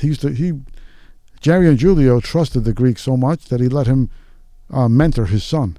Oh, wow. Jerry and Giulio's son. That says something right there. That says something. He was also and Giulio's bodyguard, driver. All that kind of thing. Willie was pretty big back then. Artie Brazos was another one. Artie Brazos was with the Angilio crew, but he was he was with Joe Barboza, who was a nut job. They call him the Animal in Boston. He used to be like a hired gun for the Boston mob, and Artie Brazos was in his crew, but their crew was sort of like a rebel crew. They kind of were rebelling against the Italian mob because they felt it was sort of like the Joey Gallo crew here in Brooklyn with the Colombo family. They felt they weren't getting a fair share. They felt that they were getting fucked. Word got out that they were going to kill Joey Barboza, even though he did all this work for the Angilio crew. Why are you whacking me now? I did all this work for you. Now you want to take me out? That was a whole big mess. And then they killed Artie Brazos too. They killed the Greek. Fuck yeah, they're nuts out there. Now, when you watch Black Mass, you watched that, right? Oh yeah. How accurate would you say that is? That was pretty good. I actually liked it. And they made another one. Black Mass was great, but there was another called The Departed. Yeah. Which was kind of like, Jack Nicholson was supposed to be Whitey Bulger, kind of a thing. Never would have put that together. Would you have put that together?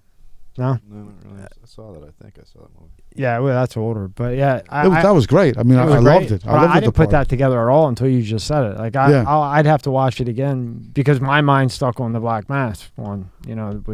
Black Mass was pretty accurate. Whitey Bulger was a sucker. Guy was a nut job. Right, because he was killing everybody and then giving up the Italian mob to get away with whatever he wanted to do. They let him do whatever. They gave him a license. They basically gave him a free pass to go kill. Just give us information on the Italians, which he was more than willing to do. Why? Well, that makes him more money, right? Well, yeah, it alleviates pressure from the Italians on the Irish because he was running this whole crew, the Winter Hill Gang. He didn't want the Italians were, telling him he was kicking it up to them. They were telling him what the hell to do. So of course he hated the Italians from day one. So when John Connolly came to him with his proposal, he's like, "Fuck yeah, I'll definitely give this up for you. Sure, man, go ahead." So, which was a wrong way of doing it. The government meaning you're giving a psychotic killer a license to do whatever the hell he wants. I'm not saying the Italians were angels, but I think the Italian mob was nowhere near as nuts. This guy was a nut job. Like, yeah, how psychotic do you think he really was? The Jack Nicholson character, remember when he took, I think it was a hand or something, and he saved it in the jaw, the ear or whatever it was? Whitey Bulger did the same thing. Same exact thing. Do you think he's... to him, there were like not awards, but like souvenirs. Yeah. Just show you how sick like this man was. Yeah, right. Like instead of having, say, a Grammy, he's got a fucking hand. Yeah. I did that. Yeah. Now you've really researched all your books and everything. Who do you think is the most vicious mobster? We know Whitey's probably up there. DeMarco is pretty fucking crazy. You mean DeMeo? DeMeo. Roy DeMeo, yeah. Roy DeMeo's a nut. His son's a nut too. But who do you think is the most deadliest? Wow, that's a good one. There's just too many of them.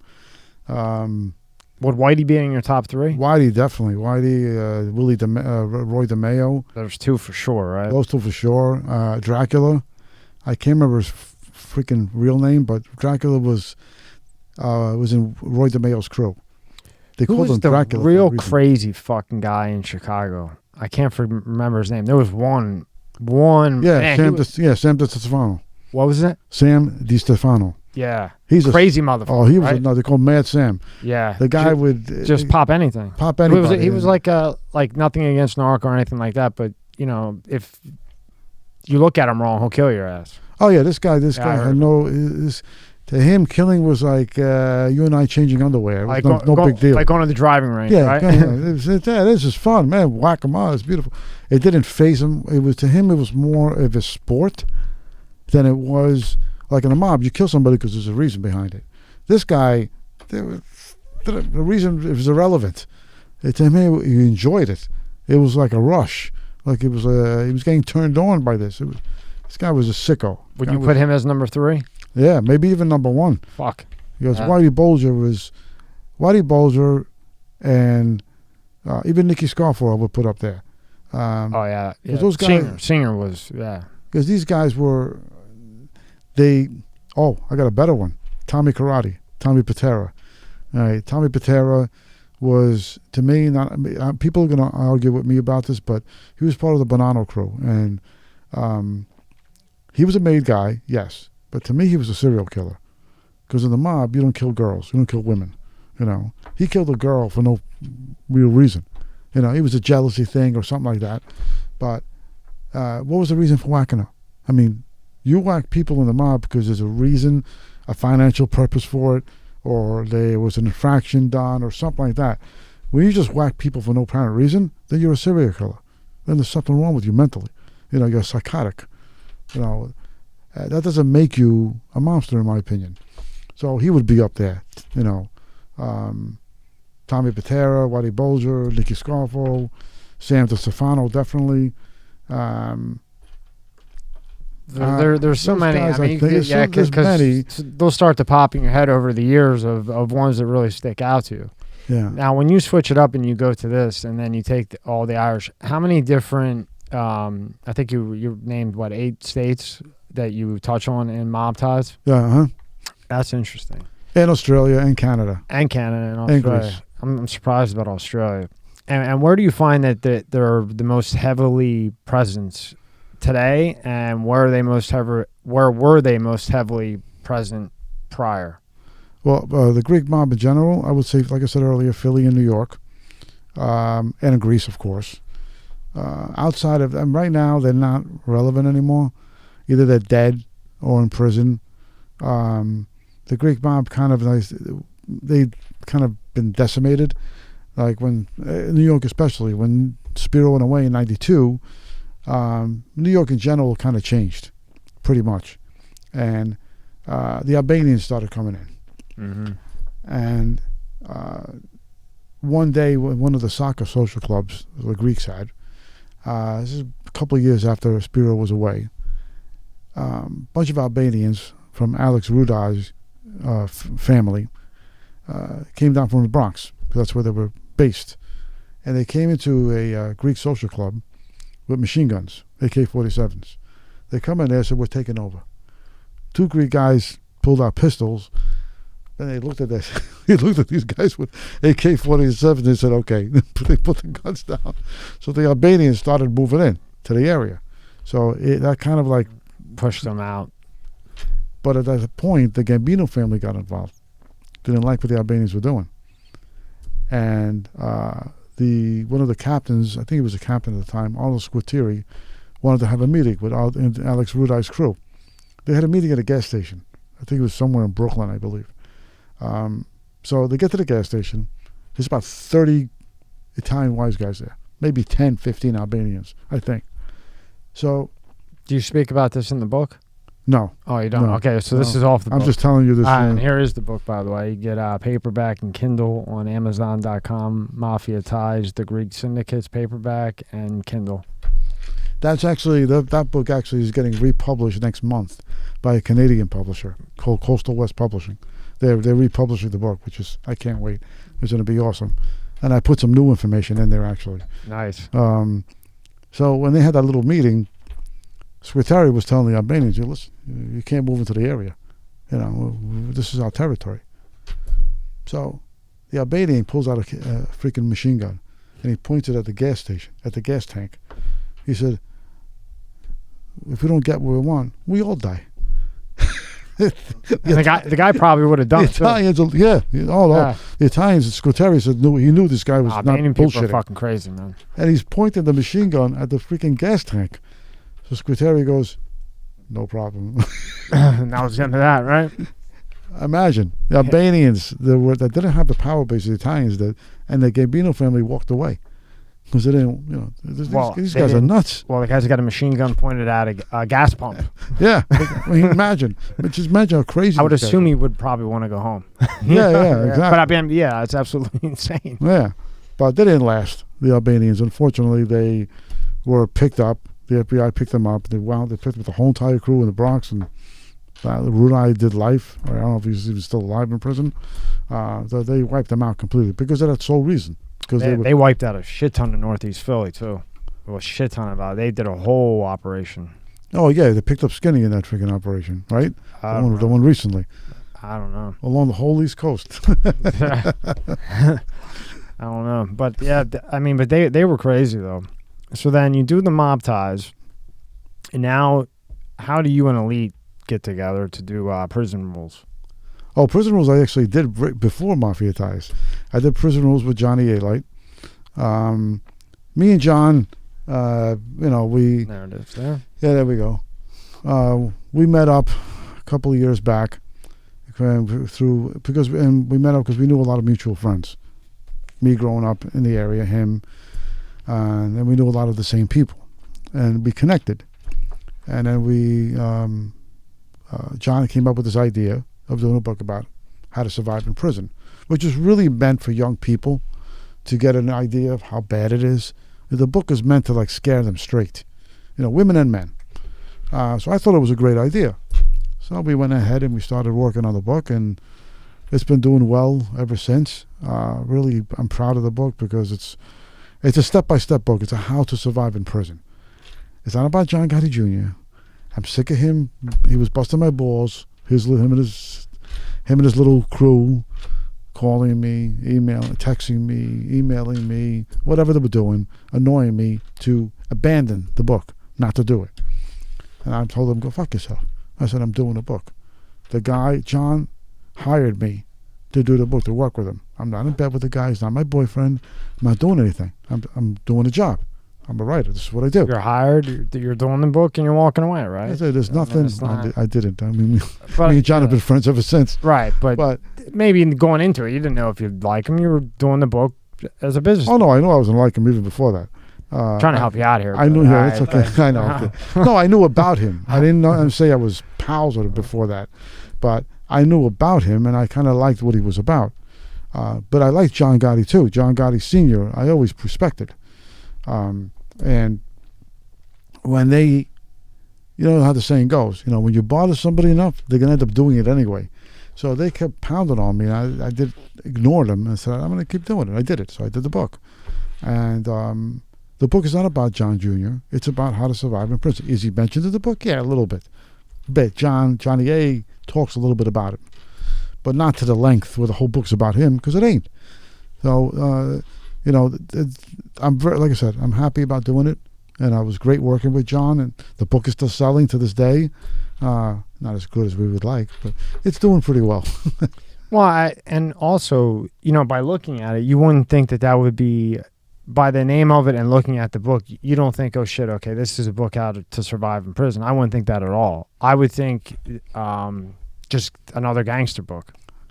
Maybe. Yeah, I guess it depends. I'm just me. I don't know. Yeah, I'm saying from my point of view. It depends. Yeah, it's interesting that you word it like that because it is prison rules, right? So, you got my book, Destiny, your version of a story, and then you have, hey, okay, I did write these, but this is how you can, if you fuck up, this is how you can survive, right? So it's kind of like a pat on your back after all the other shit, right?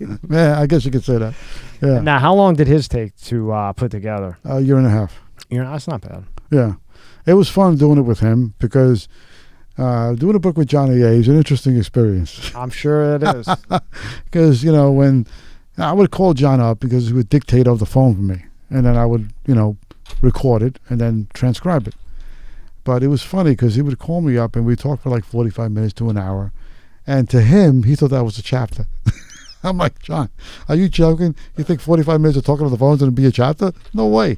I got to expand on it, It was pretty funny in that way because his perception of how the book is done like that is totally different than the way I knew how it's supposed to be done. So it was a definitely fun experience, to say the least. So now you're going to take Destinies, and you're going to turn that into hopefully a movie and a play, right? No, just a movie. You have on your website a play. Well, I don't know how that happened. Well, I don't know why that's there. Yeah. I got to fix that. So go. It doesn't matter. Go. Okay, so you're going to do it into a movie, and can you elaborate? We were talking about it before, but elaborate on how that's all coming about. Well, it was, I got linked up with a production company here in Florida. And Charlene Hum ran a company called Backlot Studios right here in Miramar. And I got hooked up with her through my good friend Lisa Panagos, who's a singer, actress out in LA, who's doing a project with her. She's doing another film that Charlene was going to produce. Unfortunately for me and Lisa, Charlene passed. She died of COVID in October, I think it was. We think it's COVID. Sorry to hear that. I think it was something else, but because she had, complications with, she went to the hospital for pneumonia, which I think that's what she died from. I don't think it was COVID, but who knows? Nonetheless, she passed on, which threw a wrench in the whole idea. Yeah. We had an IMDb page for Destinies for the movie. We had a Facebook page up. We had people getting interested. We got actors that wanted to be part of the project that are listed on the IMDb page. The only thing we were missing was the funding, and which I am in the process now. I'm moving ahead with it, of course. I'm not saying I'm not going to do it.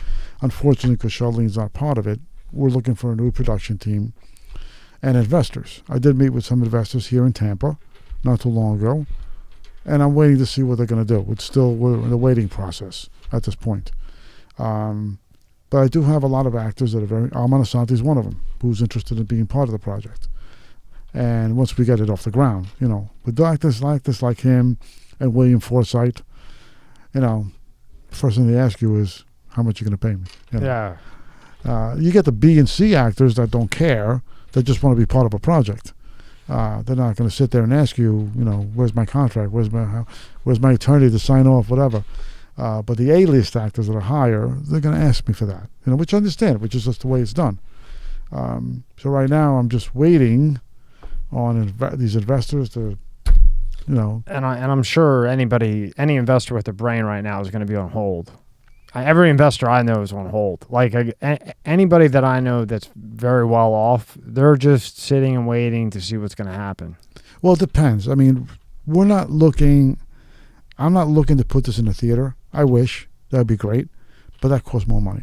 So we're looking at doing it like HBO, Stars, Max, Showtime, something like that. Something like that, which would be the logic thing to do, because to go to Netflix, for example, from what I understand, if you go to Netflix, they buy the project, they buy the product. That's it. You lose it. You don't have any rights to it. You lose it. We can tell you about 10. What about 10 different people? They're going to tell you, hey, Nick, here's $4 million. Wow, $4 million. Okay. Well, you have to pay for the production company. You have to pay for the mansion that you rent to do a scene in. You have to pay for the marketing, the promo. So when that when all said and done, after that $4 million, if you're lucky, you walk away with $50K. And now within that $4 million, you just gave them all the rights. Mm-hmm. And maybe you'll get the residuals if they feel like giving it to you. That's my understanding of Netflix. No, it's about right. I've heard good things about Amazon Prime, and I've heard really good things about Apple and Showtime. Well, when Charlene was alive, me and her discussed this. And she asked me flat out, what do you want to do with this? You want to go theatrical release? You want to do this? You want to do that? I said, I'm not sure, Charlene. I'm not sure exactly where to go. Theatrical release would be great, but what other options do I have? And then she says to me, Netflix, what you just said, is not the greatest place to go. People think it's the greatest place to go, but it's really not. Amazon Prime is good, but the only problem with Amazon Prime is you don't make shit. It takes a long time to make money. You get paid 5 cents for every 10,000 downloads, which that means you need millions of downloads or somebody to buy the actual movie or rent it to actually make something. What is that? 5 cents per million? 10,000 downloads. 5 cents per 10,000 downloads for a fucking movie? Yeah. At least they're honest with you, though. Right? At least they tell you that. Something. Well, that's what Charlene was explaining to me. Yeah. That's why she wanted to go. That's why she brought up the idea of HBO, Showmax, because when you go there, they buy the product from you, but you do get residuals from it. So it's a win-win game. You don't totally lose your rights to the product, and which is a better way to go.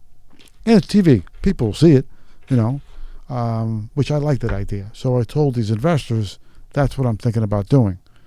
So for investors to invest in a film that's going to go in the theater, that is more, I think, risky than going this route, like HBO or something. I think you're a little more safe there.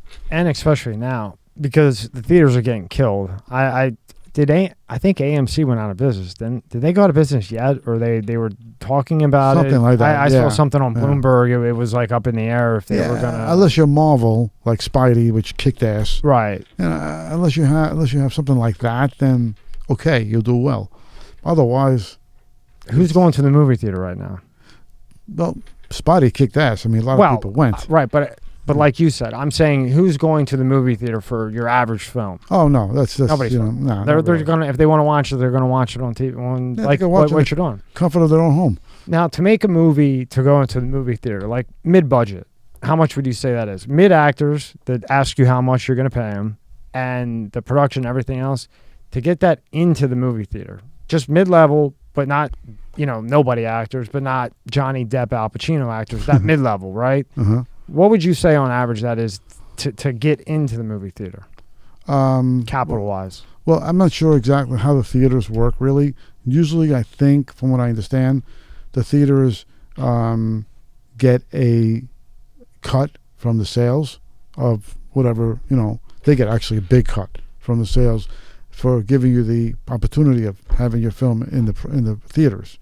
But even prior to that, I think the more important thing is having the budget to do the production to begin with, which my film, from what I understand, talking to Charlene and from other people, it would run around $8 million because it's a timepiece. It's running from the 80s to the 2000s.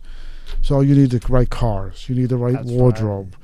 You need the right location. Like she was thinking about filming in Florida, but indoors, where you're not going to know whether it's New York or Florida. But all the outside scenes have to be filmed in New York because the story takes place in Brooklyn and Manhattan and Long Island. So I think that's even more crucial than finding out what the theaters are going to do, because you're not going to be able to get from B until A is done.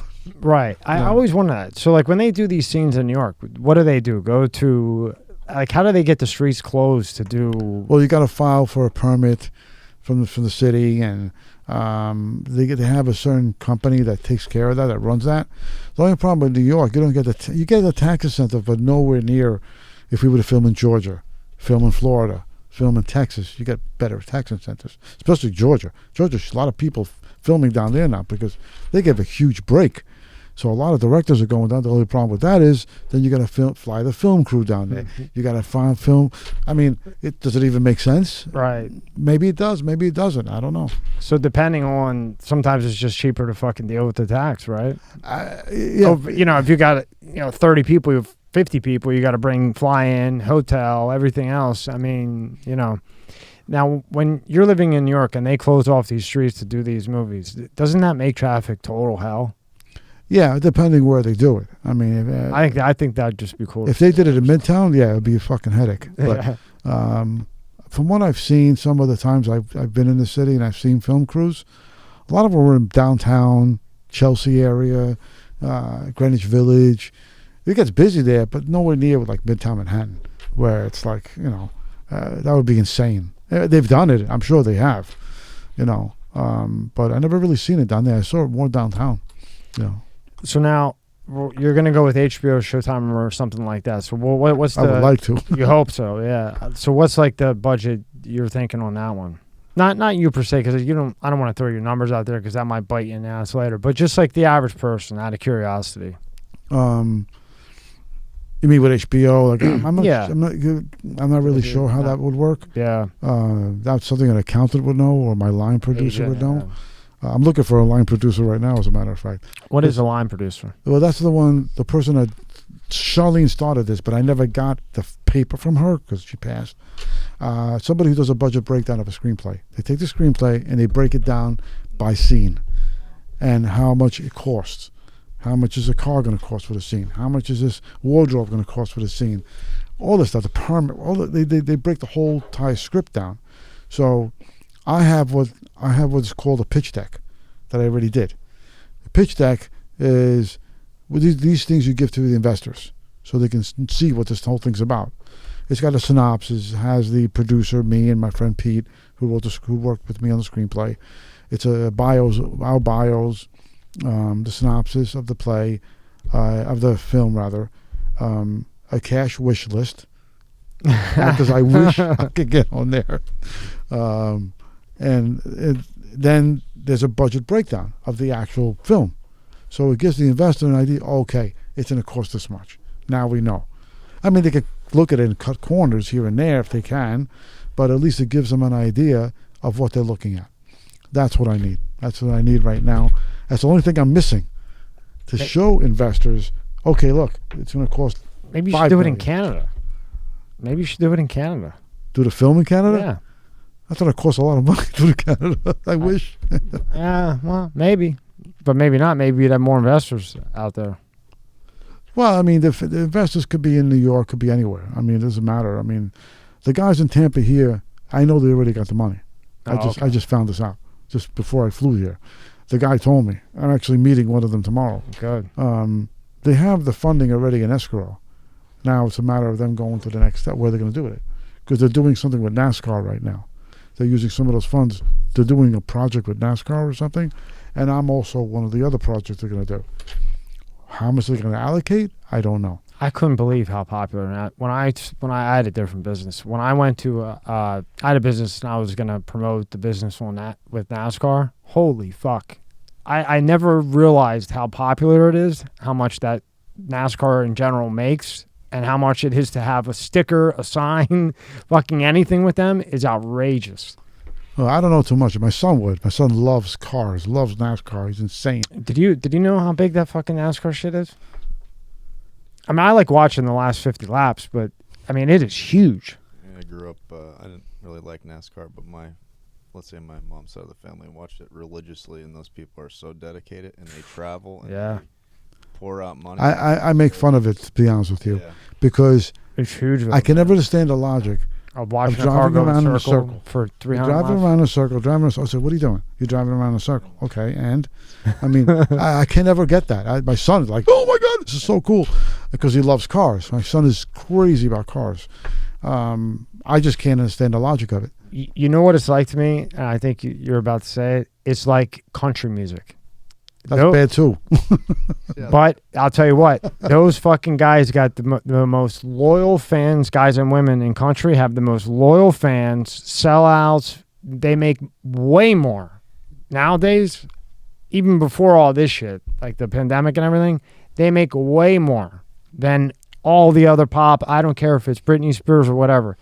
These country guys like McGraw and who else, Kenny Chesney and shit. These motherfuckers are making bank. And they're not kicking a gazillion royalties up either. Yeah. Because they make their money on tour. Yeah. And when they go on tour, that's where they make their money. Well, and that's... they're fucking to the fucking outer space that the crowd's that big. Well, that industry, that's the only way to make money in the music business is by going on tour. Yeah. You can't make it by selling fucking music because it's $1 a download. What are you kidding me? Unless you're Lady Gaga, you're not going to make much money. So that's how artists make their money. Now, country music, the difference between country music and, let's say, pop or rock, which is not as powerful as it used to be, which is my favorite music, is rock. Well, classic rock, which is the best. I don't care so like you take classic rock, right? You got diehard fans that are at every one of the concerts. If it's in their area, they'll drive to it. Yeah, the whole family goes to back in the day. We used to do that. I'm telling you. That's how country is now, and it has been for the last 10 years. Why do I know? Because I've dated a lot of girls that like country, whatever they want. And when I went, I was like, holy fuck. I mean, holy fuck. Yeah, well, I think because country music, got to realize, country music covers how many states? Florida, Georgia, South Carolina, North Carolina, Texas.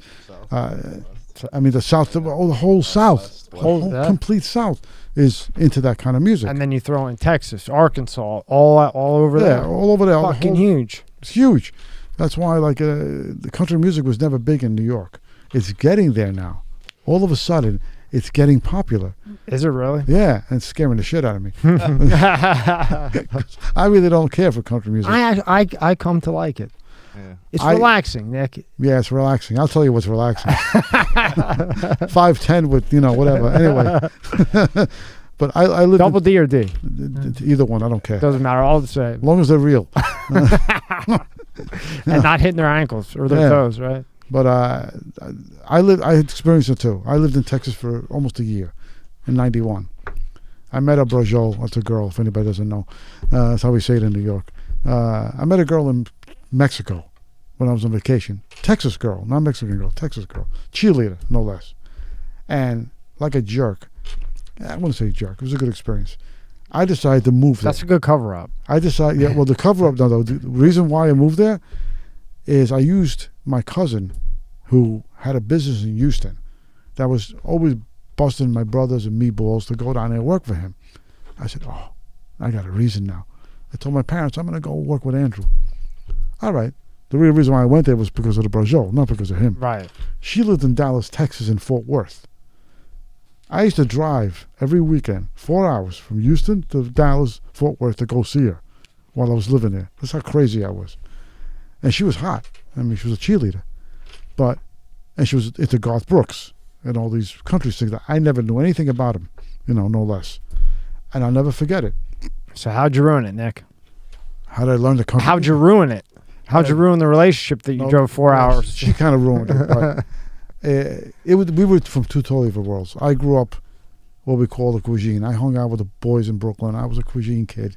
I dressed like this, and she was a country girl, cheerleader, country girl. I never forget it. I was staying at her home. She wakes up early in the 5 in the morning. Like, where are you going? I'm going to take the horse out. You do what? and for people listening, remember, this is the guy from downtown New York. You don't even know what a fucking horse is, probably. I love horses. I'm joking with you, but but I'm take out a horse in my backyard. I'm gonna go milk the cow. I'm like, what are you talking about? And she literally did that. She got up in the morning, and I didn't see her till like 12 in the afternoon. I'm like, where you been? I said, I had to take care of the horse. I had to do his hooves. I got to clean his hooves. I'm like, what? I'm like, what? It was like culture shock for me. And then that same evening, we went to the theater to go see a movie called City Slickers with Billy Crystal. I don't know if you know the movie. You know the movie, Rob? Love that. One of my favorite movies of all time. City Slickers is about a bunch of New Yorkers that go to Texas. Yeah. So here I am walking into the movie theater with this cheerleader. And I'm walking around dressed like this, like a Guido. I got my chains, I got my pinky ring, everything. What's everybody else wearing? Big belt buckles and cowboy hats. And I'm walking in there. I'm like, I'm going to get into a fight here for sure. So, because they don't like New Yorkers dating their women. So I walk in there. I'm like, Carmen. That was her name. I said, Carmen, I'm going to get into a fight here for sure. She goes, no, don't worry about it. They act tough. They don't do shit. All right. Nothing happened, thank God. But the following evening, I went out by myself to a nightclub in the area. And when I went back to Houston. And 5 guys, I bump into these guys by accident. And one guy wants to fight me. But there's 5 of them. I'm like, I want to fight 5 guys? No way I'm going to win. I backed off. Normally I would have done that in New York, but I backed off. I see the same guy in the bathroom about an hour later. He comes over to me, he goes, look, I'm really sorry about that, right before. I said, buddy, you're lucky we're in Texas, because if it was in New York, your head would have been part of the sink. He said, you're from New York? I'm like, yeah. He got scared all of a sudden. He wanted to buy me drinks all night. It was pretty funny. So why didn't it work out with the girl? Well, it didn't work. Like I said, the culture was just too much. The culture shock was complete. She was 17. I was 24. Well, Big. Yeah. Nowadays, that's... You don't understand. Yeah. I went to her homecoming. Oh. I was in the car. That didn't click at the moment. It was something out of a 50s movie. I'm driving, and she's on the hood like a cheerleader, and I'm driving the car. I'm like, what is this? What am I doing here? And they just started thinking, there's something fucking wrong here. I'm taking this girl. It just felt really bizarre. Were you at her graduation? No, I didn't make it to the graduation, but I was there for the homecoming, and I was like, this is fucking weird. I used to go to Texas. I used to go to McAllen, which is right by the border, right? And at the time, it was a different time period. And I would think that, I rented a nice car, the first time I went, thinking that, hey, this is great for the girls, whatever, Latino girls, great, blah, blah, blah, blah. Oh, those are my favorites. Well, here in McAllen, at least when I went, and in that area, if you pull up in a Bentley, they don't give a fuck. But if you pull up in a pickup truck that's 9 feet tall, and you have to jump out of it, and you got to basically pick the girl up to get her into the passenger seat, they'll fuck your brains out. They could care less about a Lamborghini, Bentley, Mercedes, whatever. But you got that big ass truck with those tires that are bigger, taller than me, unfortunately, and the neon lights under it, pussy magnet, panty dropper. I couldn't believe it. I'm going there. All you need is a pickup truck. I'm telling you, I swear to God, I was there every other week for a long time. I can imagine. And if I were at that time, if I was going to live there, I would have had the biggest fucking truck that there was, because the guy I was going to meet was not the best looking guy, and the shit that he was pulling, whew, my goodness.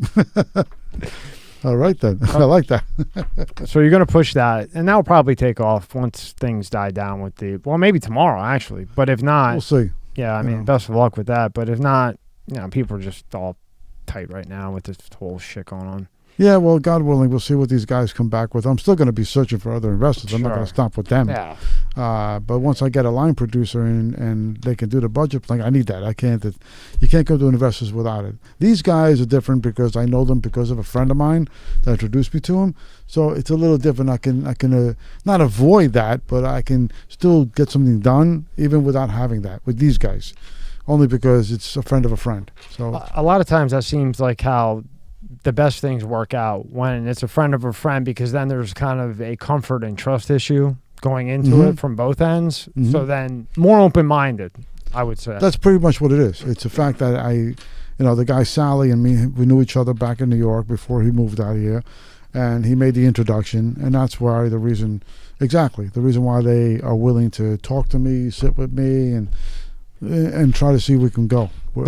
I used to have a engineering firm, and those were the best meetings to go to. The ones that somebody knew the owner of the company or the bill or whatever it may be, so you already had an in. So walking in, it wasn't like, hello, my name is Nick. Hello, my name is Tom. It was, hey, how are you? I heard a lot about you. And then the ice is already broken, and everybody's calm, cool, collective, and they just, it just seems to be taking a while, but I'm being patient.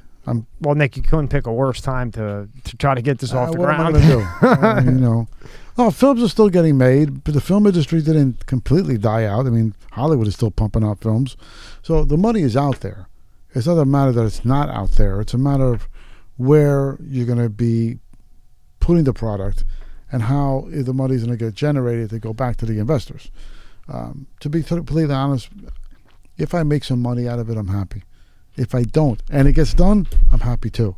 Because it got done. That's cool. I like that. I want to prove to my family, my parents especially, because you hear from them, Nick, what are you doing? Does this make you money? That's the only thing they care about.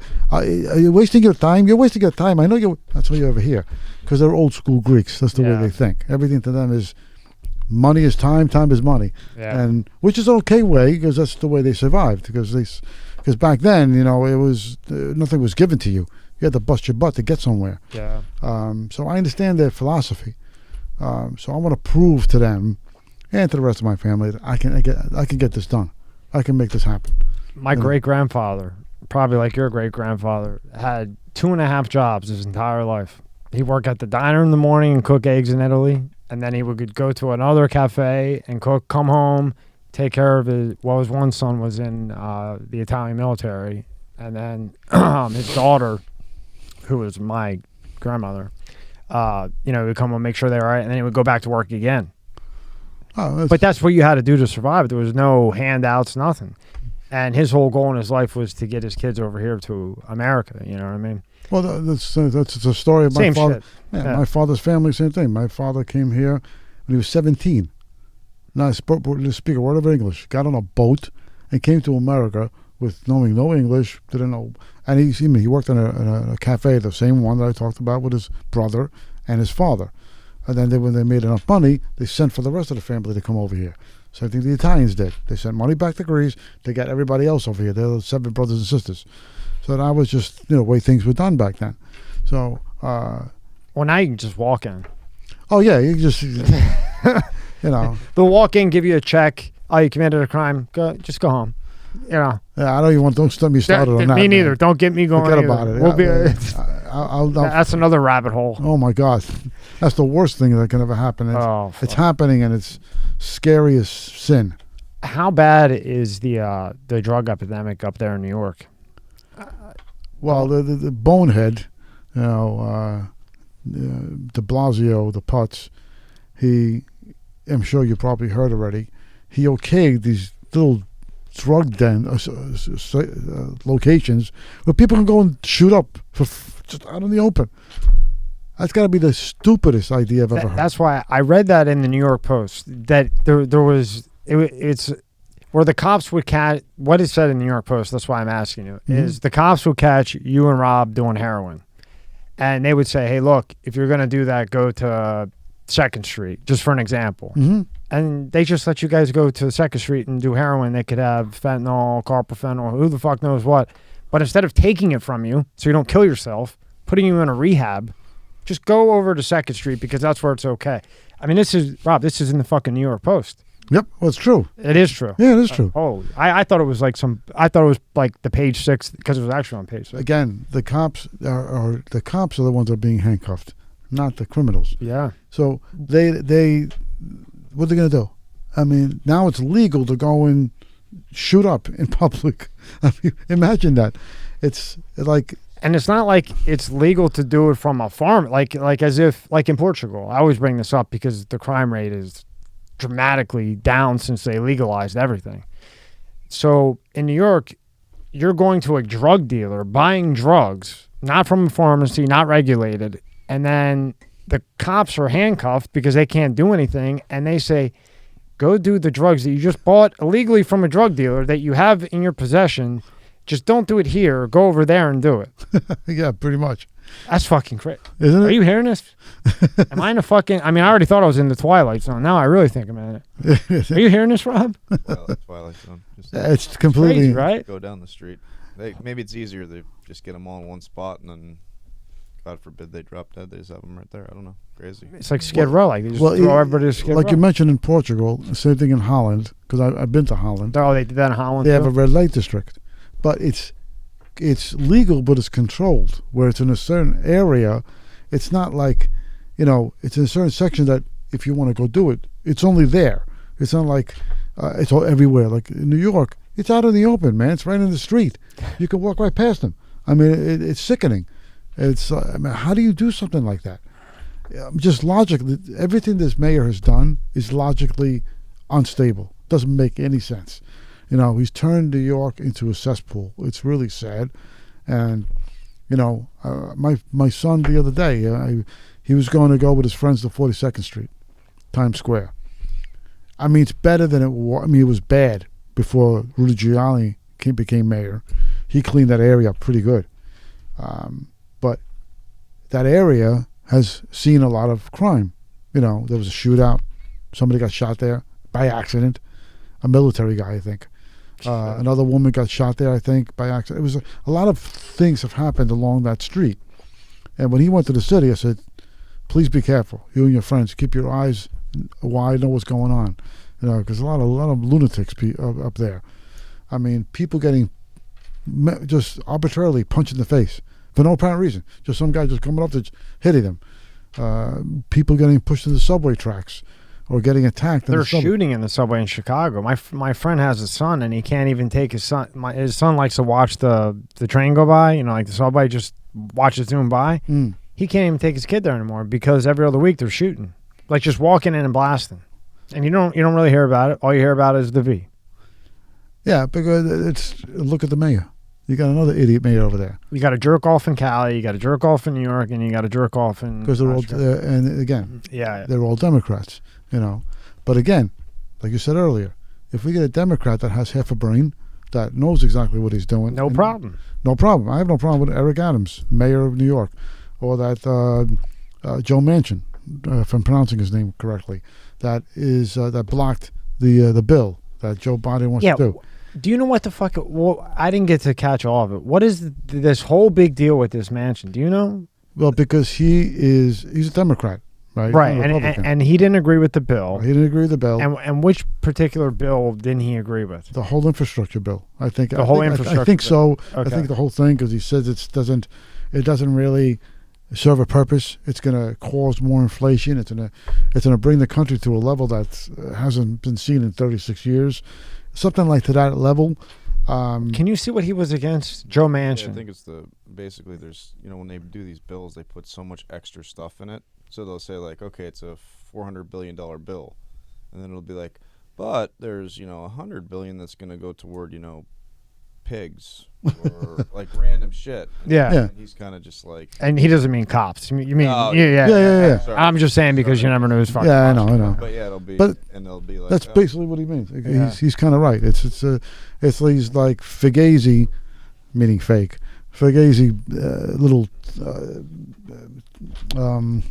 He's against the bullshit that's in the bill. So he's walking away, and now the Republicans are trying to bring him over because he would be. I guess he would be the tiebreaker. Is that what it is? Or why do the Republicans want him over so bad? Well, because he's actually giving them more power now, because now he's going against his own party, which is a good thing, and all his own party or the reason why he turned the way he did, because he was harassed. He said it. I was being harassed. I was being bothered by all the Democrats. AOC, another whack job in New York.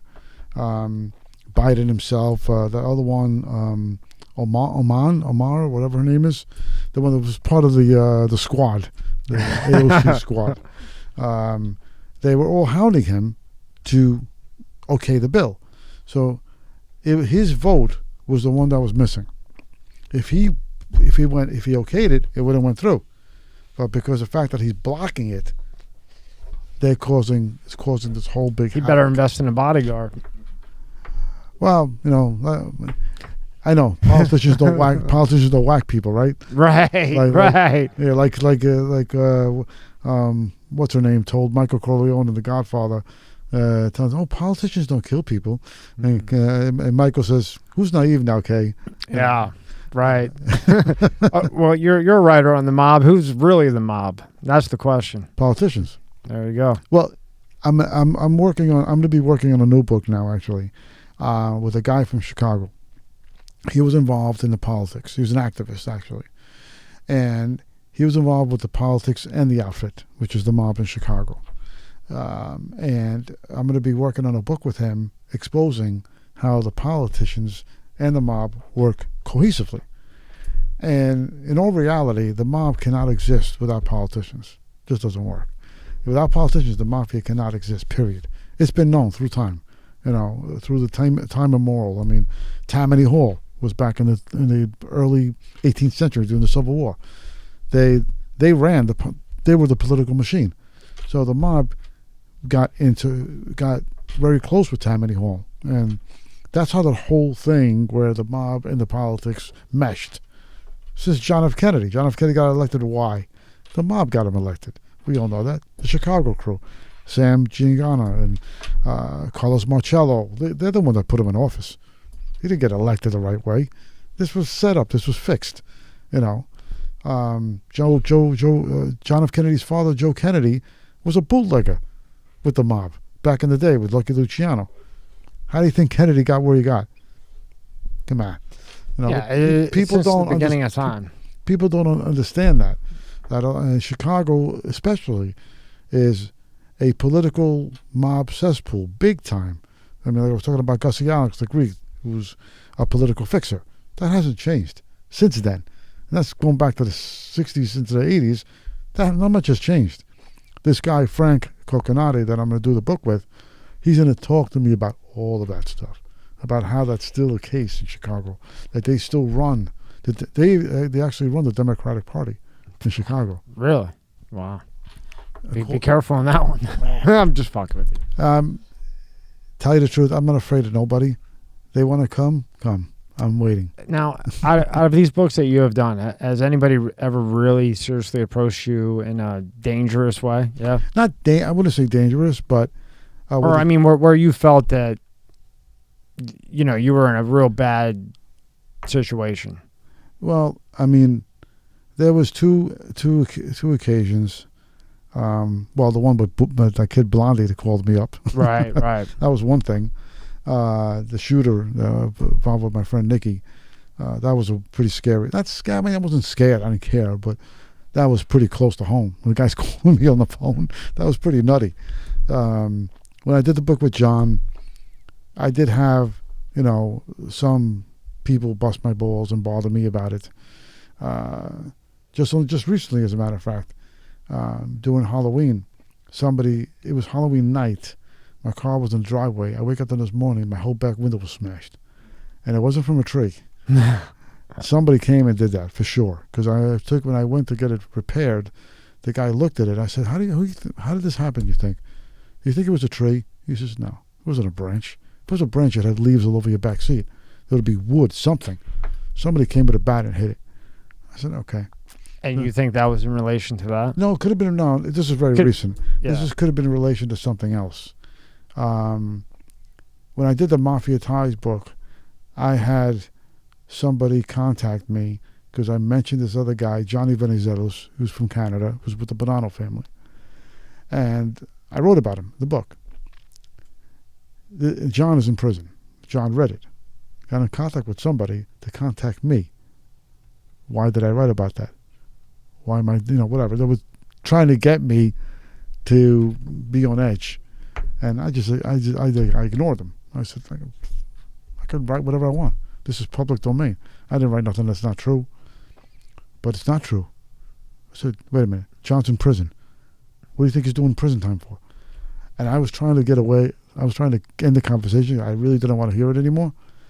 But, things like that. Another time, I was in the Howard Beach area, which used to be John Gotti territory. My car got vandalized. So nothing really major, just little bumps that you would expect from writing. Yeah, this kind of shit. I mean, you're not going to write about these people, Nick, and nothing's going to ever happen. Well, like I said, I'm not afraid. I'm not. I know you're not afraid. I'm just saying, somebody that you've mentioned in one of your books is going to not like. Oh yeah, that's all I'm saying. Oh no, definitely. Your ever approach. I would assume that. Yeah, I expect that to happen. Yeah, you know that going in. Oh yeah, I definitely know that going in. So it's something that just, like you said, part of the lifestyle. Part of the lifestyle. It's just in general the way it is. Now you get to go on Reelz. On the television show, and they consider you a Mafia expert. I guess I am. You remind me of those fucking guys in Philly when they say that. And then, so how does the Reelz come about? Do they contact you? Do you reach out to them? How do you get on there? Well, Reelz, I was very fortunate. And they're blowing up too, by the way. I've seen them make hellish progress in the last 3 years, maybe. It's a pretty good channel. They're starting to put out really good content. Yeah, they do. To compete with like the ID channel and other stuff, but more real. Yeah, Discovery and all them. Yeah, but I cannot deal with the fucking It's on in my house constantly. Fucking can't stand the ID channel. You? Do you have the ID channel problem? What's ID? It's like fucking 2020. Dateline all the time. Yeah, I like Dateline, so yeah. Yeah, well, when you watch when it's on like 24/7, you want to blow your brains out. Chris Morrison, I can watch him all day long. See, I can too, but not all day and all night long. I never heard of ID. Yeah, well, it's on ID channel. Who owns ID channel? Discovery. Oh. Yeah. So, but Reelz has more. I look at Reelz as like more of like a documentary. Mm-hmm. Station, so like it's real. It's not like the guy that we like on Dayline in 2020. You know what I mean? It's not like that. It's more real shit. It's just like documentaries. Well, it's a pretty diversified channel where it gives you a lot of things, not just mob stuff. It gives you a lot of everything. But my friend, a good friend of mine, Eddie, he runs a mob blog called Cosa Nostra News, which I've written for a couple of times. And Eddie was good enough to reach out to me one time and say to me, listen, I got the connection with these guys at Reelz, and they're looking for, experts, and would you be interested? I'm like, yeah, hell yeah. So they reached out to me, and they asked me if I'd be interested in being a part of a show called Mafia Killers with Colin McLaren, which why they picked him, I'll never know. But anyway, they put me on the show, and they also asked me to see if I could bring some people for them to interview. And I did. I brought Tony Napoli, may he rest in peace. He was his father was Jimmy Napoli from the Genovese crew. So I brought Tony with along, and also my friend Linda Scarpa, whose father was Greg Scarpa. We didn't mention him. He was another freaking psycho. The Grim Reaper, they used to call him. And they gave him that name for a reason. So I helped them bring Linda and Tony along because they were friends of mine. So it worked out great with Reelz. I really enjoyed doing the show. I did like 4 episodes, I think. It's about 2 years ago, and it was a lot of fun. Where are they out of? Where's Reelz out of? That's a good question. I don't know. The company that or I should say when they interview. When they pulled you in, where'd you have to go? Or did they do it in New York? We did it in Manhattan. Oh, but the company that filmed the project was Bedlam Productions, which is not from here. They're from London. Fucking umbrella after umbrella after umbrella, right?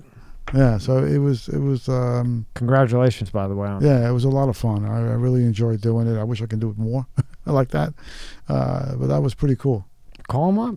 Yeah. Call them. Yeah. Go to his website, Rob.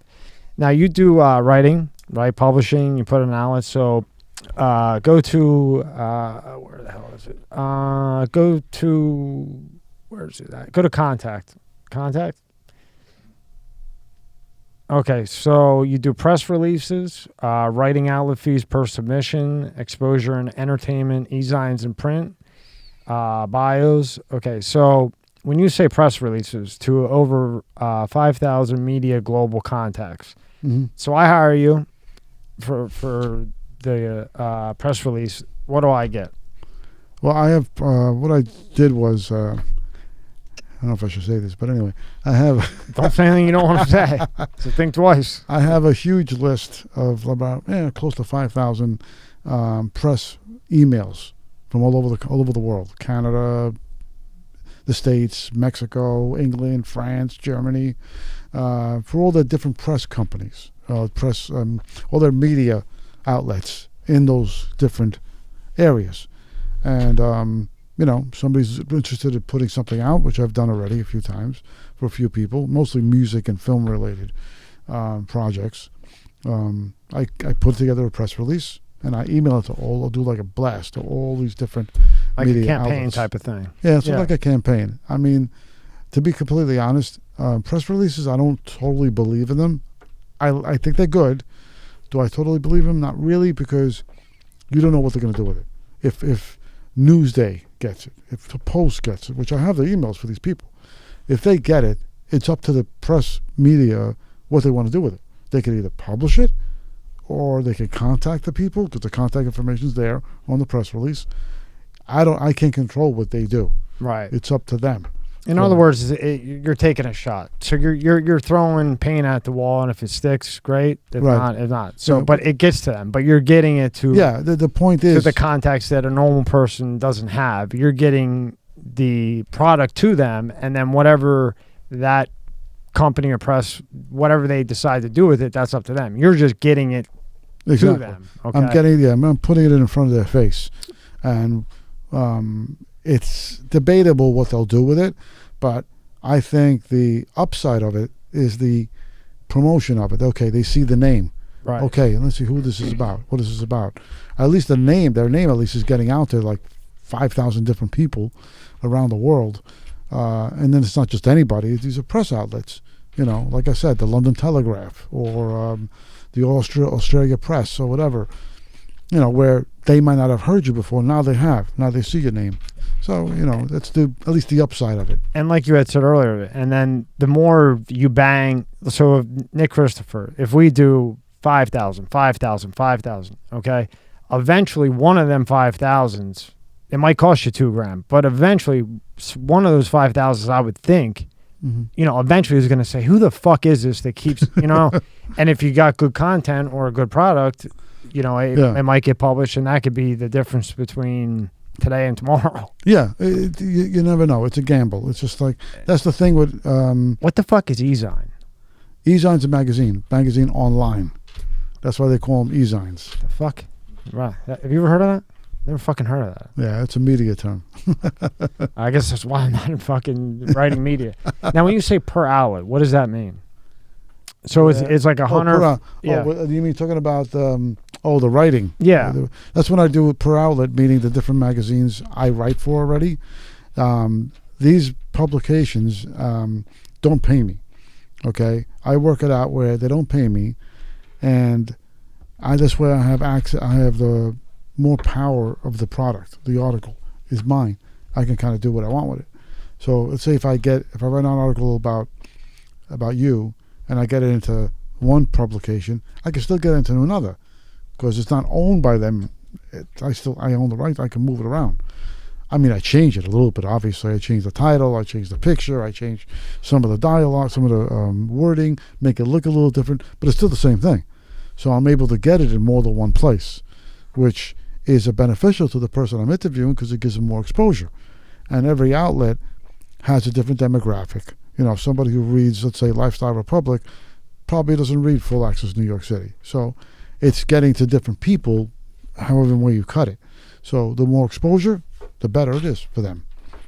Nice. And then you also do bios. Yeah, for people who have their own websites and they need a bio done, or wherever they may need it for, I could do, which is some sort of like an article, but it's not really an article. Push out. I could give you 50 people right now that want bios done. I'll give them to you. I'll give you the Rumson. No, I'm serious. I'm dead serious. You got that.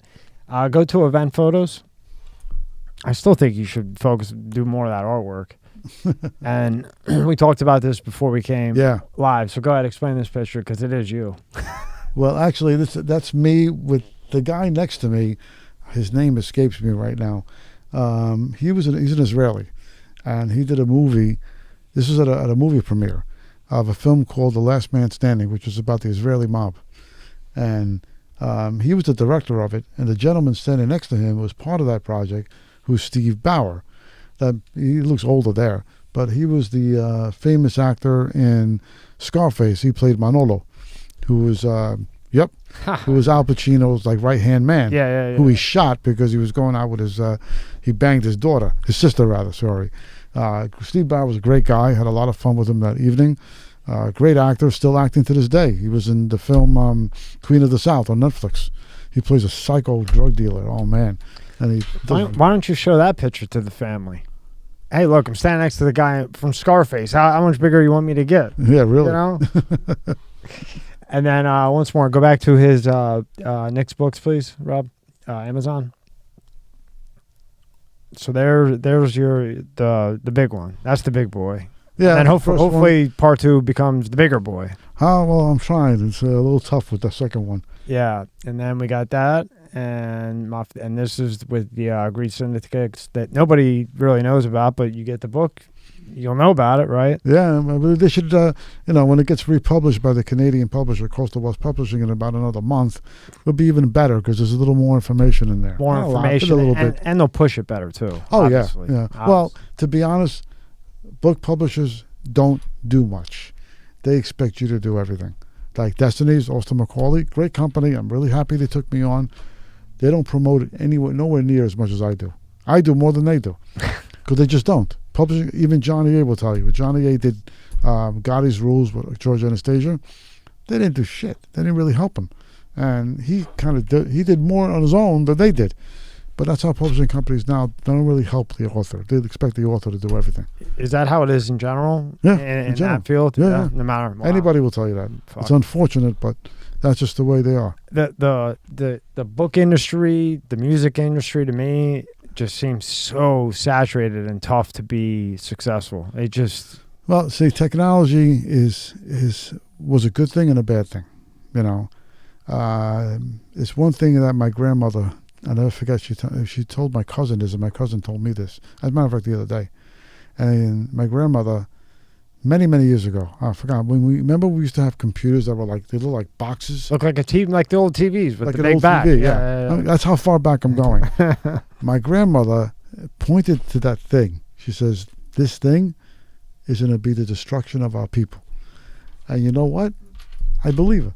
Oh, yeah. Because technology, as you just said it, has saturated every single industry. Because, anybody can self-publish the book. Anybody can do that. Not that I'm saying that it's going to be a good book, but anybody can self-publish. Anybody can make a beat. Anybody can make music on your phone. Anybody can film anything. They have film festivals now where you can get an award for an iPhone film. Imagine. Would that be really? What talent is going in that? I mean, come on. So that just shows you how the technology is a good thing in some ways, but a bad thing in another way. She was right. She had a good point. Especially when AI takes over shit and we're no longer. And then you got Prison Rules with Elite, paperback, right there, yep. Amazon. And that one's doing better than everybody. Is it? I hate to say it's a fact. That one is doing the best. It sells the most every month. Yeah, he's pushing it too, Yeah, we both are. Yeah, it's a good book. I mean, it's very to the point. It's a fast read. It's got interesting facts. They might be a little bit dated now because I wrote this 2 years ago, but it's still good information regardless because the stories in there that John talks about that I think would hit home to a lot of young people. But I think the bad thing nowadays is I think a lot of young people, especially in the New York, California states where criminals doing whatever the hell they want, I think it's bad for the young people. I think the young people who are unfortunately maybe in street gangs or in the street probably think, oh, I can get away with this now. I'm not worried about jail. I can do this. I get out the next day. There's no bail. So this was actually when those things weren't going on when this book came out. Now that I think this is presenting a bad precedent to the young people, that it's okay to commit a crime. You're going to get away with it. Don't worry about it. Well, everybody that they let out for COVID relief, like murderers, rapists, all kinds of shit that this guy let out, they said today that they're not putting them. They were letting him out for a time period until things died down, and then they were going to put him back in. Remember? Yeah, right. Well, they're not doing that. The other guy was, the guy before this guy was. He was putting them back. The ones that should go back, but I guess he's not putting anybody back and not arresting anybody either. Which is the same case in Philadelphia with Kasner, another moron. Another one. Yeah. I mean, it's it's unbelievable, Nick. Yeah, it's unbelievable. It's a scary thing. Anything else you got going on that you want to bring up? Well, like I said, I'm doing that book right now with a guy from Chicago about the politics and the mob, and the film. So I got those two things going on. And I mean, I was working on another book with another. It's not mob related at all. Actually, it's about a Brooklyn girl that went from being bullied as a young girl to running her father's business into a bigger form, because after her father died, she took it over. So she took the bullying and turned her, and instead of letting it destroy her, she took it to a better level. She took a negative and made it into a positive, which is an inspiring little story. And that might end up being your bestseller. You can only do so much of this shit. You know what I mean? That's true, I guess. Well, the thing I'm doing about this Chicago... But I like what you're doing with the political thing. I think that one's going to be a killer. Yeah, because I'm exposing something. That's interesting. That's very interesting. Now, when do you think that's going to be a minute, right? That's going to be a minute. At least a year. Yeah, it's going to be a little while. Because unfortunately, the gentleman I'm working for... Was he dead too? He just got COVID. Fuck. You believe it? Everybody's getting... And he's not a young guy. He's in his, 60s? I feel terrible for him. His nephew had it, and that's how he got it. Are you like the fucking COVID spell or something here, Nick? Oh, Jesus, no. I'm just messing with you. So I think that political book's going to be... Yeah, it will be. I think you should write the other book, too. Yeah. Just diverse. Oh, no, they're very different. But I think the political one's very interesting. And like you said, you're releasing things that people really don't know. Yeah. Definitely. Oh, yeah. And it might, you know what's funny? If you put the numbers together, that might come out right around when the next election might happen. Because by the time you get it done and published and everything else, we're already in 2022. I mean, you're looking at a year. I mean, you said John's was a year and a half. This has got to be way more complicated than that. Yeah, it depends. See, when you're this depends on who's behind you. Yeah, well, doing something like this, it all depends on how much information the other person's giving you and how often he's giving it to you. Yeah. See, John, he called me from Jersey. He's calling from a strip club, wherever the hell he's calling me from, and 45 minutes on the phone once or twice a week or 3 times a week. It's not going to get it done that fast.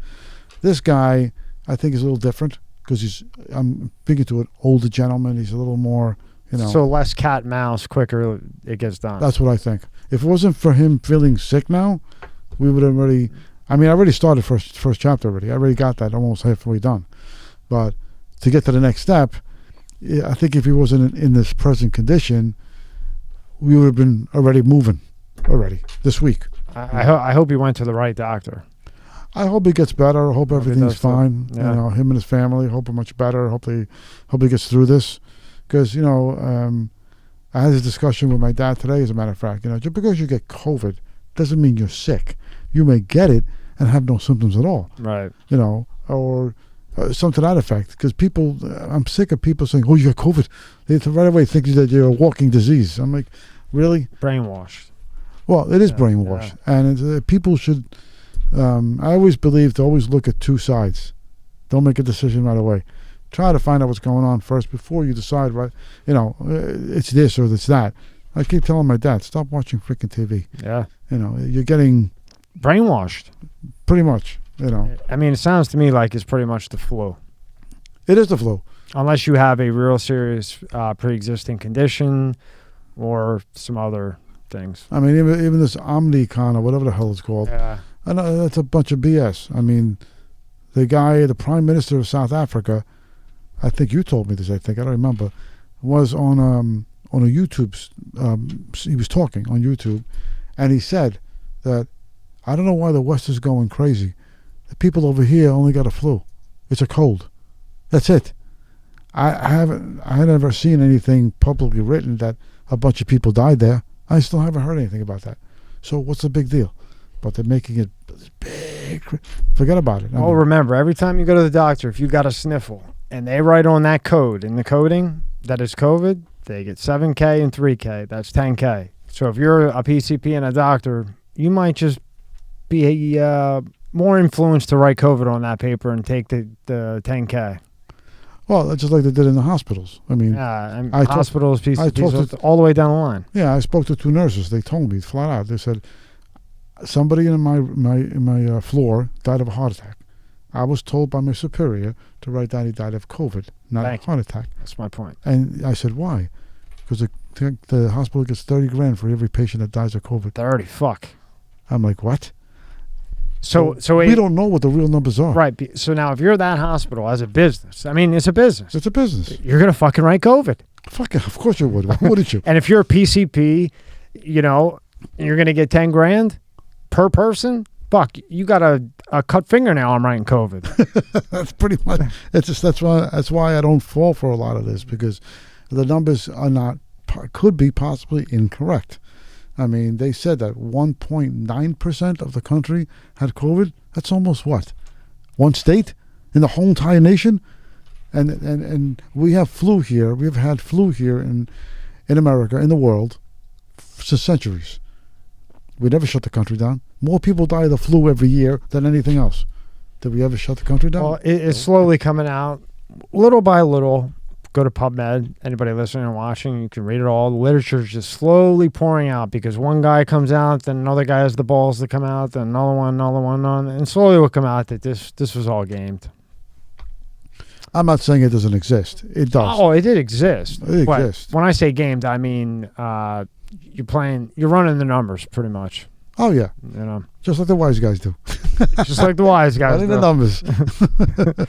So best of luck with everything, Nick. Maybe when you get halfway through with the political one, come back in and give us a sneak peek. That would be awesome. I appreciate that. And I'll send you a bunch of people for the bios and shit like that. And Thank you. If you need a press release, get a hold of Nick. Nick, your website, NickChristopher's.org. .org. And if anybody wants most important thing, if anybody's interested in signed copies of any of the books, any of them, just email me at nickchristopher's50@gmail.com. Hook you up with signed copies. Awesome. And better, because you can't get signed copies from Amazon. Right. And we'll put all that in the description so everybody can see it. And I really appreciate your time. And thank you for taking the flight in near the holiday. And thank you very much, Nick. No, thank you very much. All right.